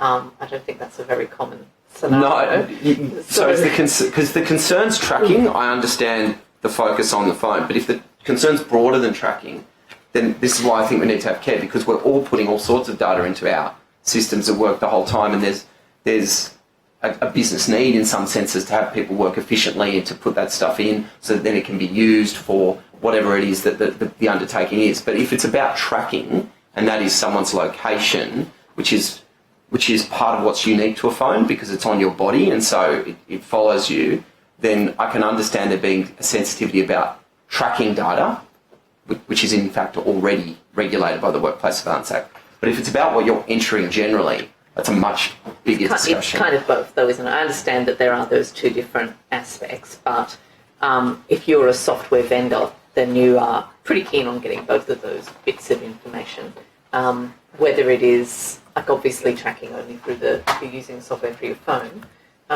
whereas the sort of more, I guess, hard data about the way you're working is relevant to whatever your device that you're using at the time. I guess I'm interested in drilling down into this. I guess this assumption that it's the employer that's the one that's trying to get the benefit of the surveillance the whole time, or getting the benefit of the data, when we don't have any real assurance that it's that the tech company themselves aren't the ones that are gathering that data and using it. Yeah, the thing that still concerns me is when we're talking about data, the vast majority of data that you're inputting for work purposes is work data. So, for instance, if I'm asked to provide an advice for a client, I'm typing in all of this stuff about a legal problem, or I'm typing in to a client relationship management system that communications about all these things. This is all information you're preparing for your owner, for your employer, for your business. And so it's not really my personal data, it's data belonging to the business that I work for. So when But if you, if you were going onto a browser at lunchtime and shopping, are you saying that that's... Oh, no, so that's very different. So that, then what I would be doing, though, is I'd be using my employer's equipment for my own personal purposes. And that then, so that's the thing, that there's an element of discretion and choice there, because what the employer's doing, and it may be monitored under the Workplace Surveillance Act, the use of, you know, whether it's a website, a news website, whether it's the use of a website for shopping, whether it's a gambling website. If I decide to do things for personal purposes, then there is the possibility that the employer is made aware of that. But also there's no need for me to necessarily use that. Again, I'm not interested in the employer at this point. I'm interested in the vendor. Well, I guess this is the question, I think, that's come out in the evidence, is that the employer uses the software and the equipment for their work purposes, but the issue is the data that is derived, not just the work inputs, but how long it takes people to perform the task, all sorts of metrics about the performance of the work. Yes, the employer is gathering those and maybe monetising it, you know, using it to drive productivity, workplace re-engineering in a way that the employees aren't necessarily aware of and aren't getting a slice of in terms of, you know, improved pay. And then the second issue, which Ms. Boyd has raised, is it the software company that's also deriving this data and using that to drive its own business models in terms of it preparing its own emails? For example, well, I gave a paper not unrelated to this last year, and I actually found a number of software companies selling software that extolled the virtues of cutting-edge employee management, data tracking, productivity improvement tracking, and it was quite clear that they got the information from the employer as well. So again, you know, you're doing the work as a worker. It's one thing for your employer to get it, but some company is then also getting it and getting the value of your work, but you're not getting a return on that as the worker. So under the Privacy Act, there are, as you'd be aware, there are very strict provisions about what happens with data, except for employee records. But the employee records exemption only applies where it's directly related to the employment. And so that's the protection that you would see operating there, which is that if it's not directly related to the person's employment, that is, the data's not been collected and used for purposes directly related to the employment, then the employer would actually need to go through all of the Privacy Act requirements, and that would probably be the protection there. I guess the question is, are they? But I think Australian Industry Group had a contribution they wish to make. Ms. Street? You're on mute, Ms. Street. Yeah, apologies, Chair. Thank you for that. We had a similar point in respect of the application of the privacy principles here, and the probably limited role of the employee records exemption would apply with third-party vendors collecting worker data in that capacity, meaning that the range of privacy protections and obligations that would apply in those circumstances. I think the other point I wanted to make too is that the Workplace Surveillance Act itself also prevents the tracking of employees on when they are not at work, and we've identified the relevant section in our submission there in general terms. But I think what we are aware of is an issue that we need to monitor and be aware of. But our view is that we have quite a complex, comprehensive framework with both the State Act and the Privacy Act, and that act's actually under review federally as well. So our view is that if there are practices occurring that aren't going through or compliant with the privacy principles, and that might be an issue of compliance with the current federal law. Just on that point, I've had a brief look at the Workplace Surveillance Act here, and I don't have the Federal Privacy Act open, but in neither of those two pieces of legislation is there a capacity for whether it's a worker or even just a consumer of an app, or who's a person, you know, a client whose data is being collected by a business. There's no capacity in either piece of legislation for them to be made aware of exactly what information is being gathered, and then more importantly how it is being deployed by who has collated that data. And then thirdly, again, there's no function for them to perhaps say no to some uses of that technology or that information that they themselves have generated, either by working or by being a customer. And there's fourthly, no mechanism or capacity for them to share in any benefit derived from, or that it's monetised from that information. It sounds like the legislation's there. It may cover these activities, but there's some missing pieces for, on the one part, a worker, working in an enterprise, but also even just generally in privacy law for customers whose privacy are being collected and turned to financial advantage, again, often without their knowledge. Wouldn't you agree that there seem to be some gaps in the legislative framework? Chair, I just one thing comes to mind. Mr. Morton. For everyone in the room who partook a year ago in the long lockdown and homeschooling, these are issues that transcend the workplace. Yes. This is a societal problem. Well, the idea of capturing data that can be monetised is just a much bigger issue than the particular framework we're looking at today. And I think that's, for anyone who's worked obviously you work in the public sector environment, in a high security environment, there's even more login requirements. There's pretty much every time you open an email in the Commonwealth context, you'd be logging in and providing that kind of data. You might be doing it on a train and giving away the location where you're doing that work. These are important issues that they open up a much larger scope of discussion than the state surveillance. I think that's right, but certainly I think the surveillance of how and the way in which workers perform their work and might be observed by their employer is certainly part of a much bigger set of issues, but nevertheless they're pretty important. One of the comments you made, Chair, that in terms of, you posed a series of questions about, am I aware it's being collected, what it's being used for, those types of things. If we move out of the employment context for one moment, the privacy principles are quite strict. You've got to tell people why the information is being collected. They need to be aware of what the intended use is, who it's going to be disclosed to, and they need to consent. There is an exemption for employee records, but only if the use of this information is directly related to the employment relationship. And so I do think, to answer your last question, is there a provision about sharing the benefit? No, there's not. No. But in terms of actually some of the first 2 to 3 of your questions, it is highly regulated by the Australian privacy principles, numbers 3, 4 and 5. And there is what we say is an important carve-out for employee records, because it enables the employer to move with some level of alacrity, for want of a better word, about dealing with things, whether it's super payments, transferring money to clearing houses, to the ATO, etc. But the employer can only have that breadth or that freedom if it is directly related to the purposes of the employment. If it's not, then they need to go through all the Privacy Act hoops as well. That's what I was just going to say in response to that. Committee members.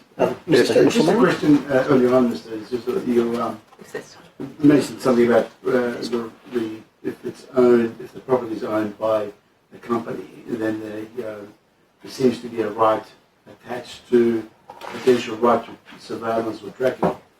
Is that the implication of the property attached to rights? I think the effect of the Workplace Surveillance Act is that if you have employer property and you comply with the notification obligations that exist that attach to that property, then yes, you have the right to, under the current regime, to engage in camera surveillance, tracking surveillance, or computer surveillance. Irrespective of what time, whether your work is from 9 to 5 or... If it is the employer's property, that is the present state of the law, correct? Right. So it attaches to its property, provided they have notified the employee, though, of the matters, and there's quite a range of them you need to notify, so the employer will be well aware of what it's being used for, but yes, the employer then has that right under the current regime. Yes. Ms. Boyd, and then... then Mr. Amato. Thank you. Just a question about, I think, both Ms. Street and perhaps also you as well, Mr. Izzo, said at the beginning that I think Ms. Street's comments were that this area is comprehensively regulated in New South Wales. And I think I get from your comments as well that you believe that the regulation in New South Wales is pretty much sufficient. The laws here haven't been updated in any substantial way for some time. And we know, and I'm sure you know from other areas of the law, that as technology has moved so fast, the law has lagged behind and has been in need of updating. Given everything that's happened, and particularly over the last 2 years, with the way people are working, how can you say that there's no need to, I guess, update our laws at this point? I'm happy to go and then hand over to Ms. Street. The reason I hold that view, particularly in this Act, is just the very definitions of tracking, camera and computer surveillance in the Act. They're 2 lines, each of them. And when you look at them, they are so broad. The fact that they aren't specific is what has actually enabled them to continue to capture the new ways of working. So if you had been more specific initially, you may find that the Act wouldn't still have the breadth of coverage that it does. But because of their sheer simplicity, they actually, I'm yet to kind of understand a form of surveillance that is not captured by those 3 categories. I'll come to Ms. Street in a minute because I'm interested to hear her views as well. But obviously there is the letter of the law, and then there is the way that the law operates and is kind of, it takes effect more broadly. As circumstances change, the law doesn't always have the impact that it used to have. It doesn't matter how broadly it is defined. If power balances, for example, are changing. If, for example, we were to insert a new provision that allowed employees to install software that told them what was being monitored, would that sounds like something that would be kind of a new, or something that's not covered at the moment under the law, but perhaps would be a fair response to the sort of concerns over the last 2 years of the relative employee imbalance. I've just put that as an example out there for why we might want to be amending the laws. Do you take that point, and do you think there would be any problem with employees being able to proactively monitor their employers' compliance with the laws? I think the difficulty with that is you would presumably be installing that on the employer's property. So we're not talking about, the employers can install whatever they want on their personal devices. So really, to install this kind of software to find out what monitoring is going on, you're talking about putting that onto the employer's own equipment. So it would be unusual for an employee to have a right to start modifying equipment that doesn't belong to them, that belongs to an employer that's been optimised in a particular way. And then you'd need to have an understanding of what that's doing, what data that's collecting. You have the same concerns then about what happens with this data the software's collecting, where's that going? And certainly I don't think employees are going to be in a position to comply with Privacy Act type obligations to notify their employer, well, here's APP, Australian Privacy Principle Compliance 2, 3, 4, 5. They're not going to have the sophistication, particularly if the concern is employers aren't complying. I don't see how employees are going to be able to give the level of satisfaction that, I'm going to install this on your device and monitor your monitoring of me, and I can assure you that no improper use of this data will be made. I think there'd be some concerns around that for that reason. That'll be my initial point. We might switch to Mr. Marto and then come back. Yeah, I just wanted to ask about the devices, the idea that all these devices are owned by the employer, though, whereas we know that it is an increasing trend that these devices are owned by employees with software installed by their employer on their device. I think if the employee installs a software on their own phone to find out when they are being tracked, I think they have that right now, and I wouldn't seek to take that away from them. It's their personal device. If the employer is going to take the risk of saying, I'm going to have some of my work done on, someone's personal device, the employee, I think, does and should have the ability to monitor what tracking or monitoring is being done on their own personal devices. Absolutely. Mr. Amato. No, thank you, Chair. Izzo and anybody else, looks a little bit going off that, but look, there has been some concerns raised to me, particularly by parents, I guess. So that some employees, they may be looking into their employees or potential employees' social media, particularly Facebook. And by doing so, it could be jeopardising their job positions or the prospects of employment or prospects of promotion Are you aware of this occurring, or is there anything in place to stop that occurring? Particularly young people, because as we all know, we've all been young. Okay, unfortunately, I came from a generation we didn't have to worry about this, but they do post things on there. I know with my own children, I've told them don't post anything stupid on there because I believe that could very well be occurring.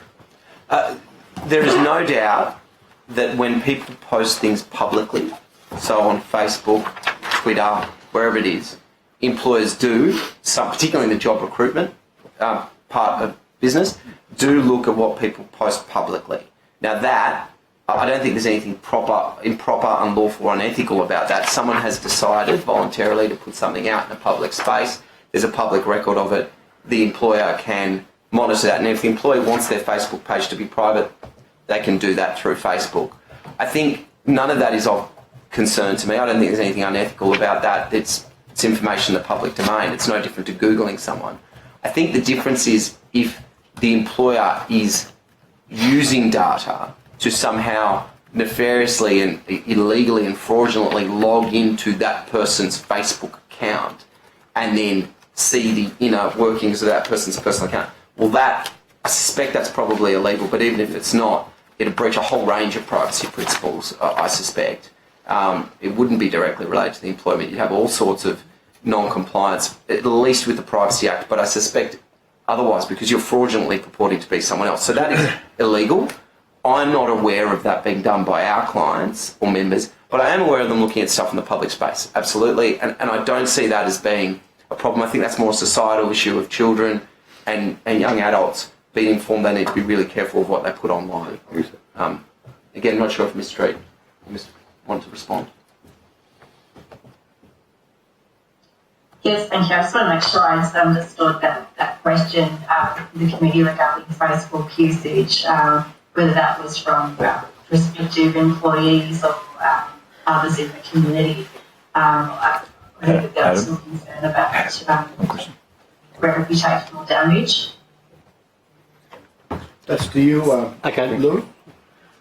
She's getting clarification. Mr. Mark. Yeah, no, that was, well, it was relating to, in terms of people going for an employment or people going for a prospect of an advancement in their current position. So sometimes even some employers are maybe looking at what their employees are doing, okay, right, in order to maybe move them on for the position, whether to give them a promotion, not give them a promotion. So parents or young people have been approached me over the last couple of years particularly, going, look, I'm a bit worried, particularly what my son or daughter are doing, that if their boss is looking into it, it may jeopardise their future positions. Yeah, I think that's it's not something that we think a lot of at all. I think to do that, I think would be a fairly time-consuming activity to be monitoring the social media accounts of prospect employees or current employees. I also think that if that information was relied upon that was not relevant to the employee's job, then that's something that may be addressed through protections like the unfair dismissal regime, for example, if that was enlivened. But certainly, there have been cases in the Commission that concern employee conduct outside of hours that have fully reflected on the reputation of the employer where there's been that connection. That's not necessarily too far to meet for an employer who wants to rely on that information, but as a general practice, it's not something that we consider to be widespread. Mr. Mallard, you had a question. Yeah, I'm just interested in the issue of multinational corporations that operate in Australia and have different policies in their home country, like say the United States, for example. Are there loopholes in our legislation that the privacy and surveillance regulations with respect to using technology for surveillance on Australian employees by external corporations, like multinational companies? Well, I don't want to name a company, but they have some different policies and framework for monitoring staff behaviour in some global multinationals. And then that gets applied in Australia in breach of... Yeah, so let's say XYZ company has policies that monitor the staff, and they pass that down through their subsidiaries. Can that cause a problem with our? So in my experience, the answer is no for two reasons. So when you're talking about multinational companies that are big enough that they have an Australian presence, they tend to have, in most cases, localised management. So talk about localised HR, localised legal potentially, localised CEO certainly. And what they soon learn, particularly if you're talking about America, if you put privacy aside for one moment, is that there's a whole heap of laws in Australia they don't know exist that are more onerous than overseas. They need to quickly get across. Employment regulations is a great example. What's an award?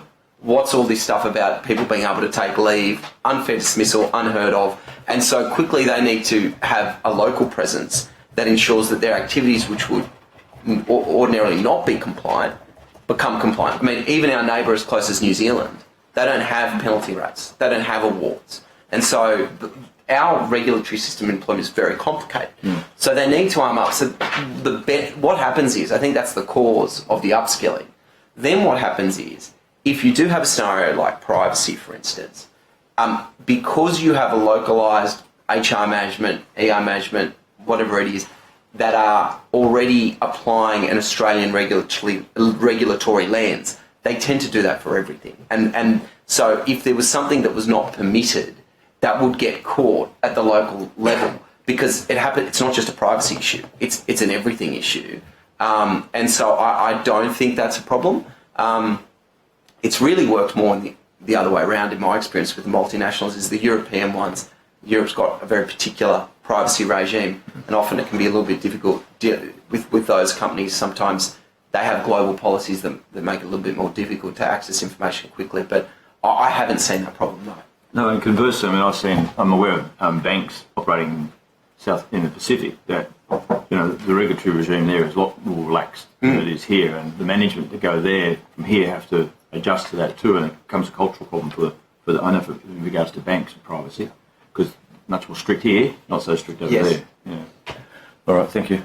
Chair, Mr. Morton. There were just earlier some comments that I think relate to that regarding, without naming firms, we were talking about, investment banking might be, or dress circle law firms, and the culture of expecting that someone takes a work device that I think it was described as 24/7. That's not, there's nothing to stop someone with their tool of trade leaving it home, to the gentleman's question earlier. And I think people need to understand that in the Australian and New South Wales environment, that is where they're domiciled. They are the basic standard rules that we are, seeking to set, enforce, follow up. Maybe a different environment if you're a, aspiring partner in a dress circle firm, the expectation of, the course of dealings that they have, but they're not broad societal norms. I think it's really important to not make that assumption or extrapolate that top-down approach that we're talking about here. I'm conscious of time, but, from our perspective of Business New South Wales, this is very much about engaging on practical steps, what this means for mid-sized firms and larger firms, what it means for family-owned businesses, and where we draw the line, and, for example, work with Safe Work to have guidelines that help educate business owners on what their obligations are in this space, and that's very practical. Sure. Ms. Boyd, I think you had a question. Yeah, just on that, I think there is, and clearly we talked about this before, that this inquiry and the idea of surveillance is clearly referring to a bunch of very different workplaces and very different workers within those workplaces. But again, coming back to what your rights are under law versus how easily you can enforce those rights.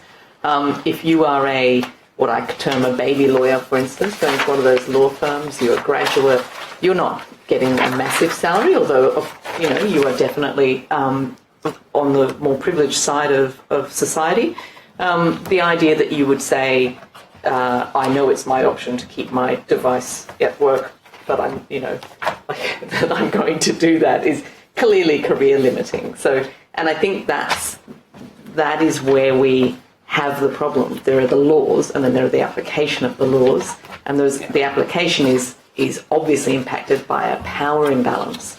So what would you do, or what could you suggest in terms of how we might adapt the laws or change the laws now to try and restore that power imbalance.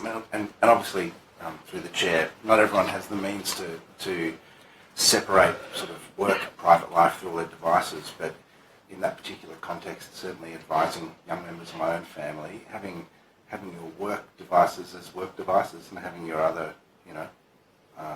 devices as your own and personal is certainly the sort of step that someone in that environment would well be able to do. It's a different environment if you're a truckie with a surveillance bit of equipment in the cab of your truck.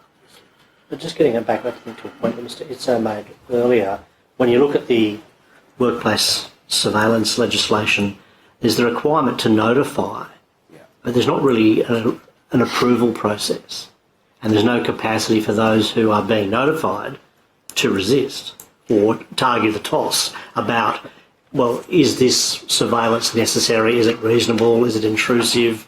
If there's a legitimate issue to be addressed, is this the right mechanism? Or is there another mechanism? Like, there just seems to be a bit of the puzzle that's missing. And primarily because what's being surveilled, and the point I think I've made is it's the employer's equipment or their work site, and that's why there is inherent, I think, in the Act, this notion that the employer can surveil in that environment. That is the thrust of it.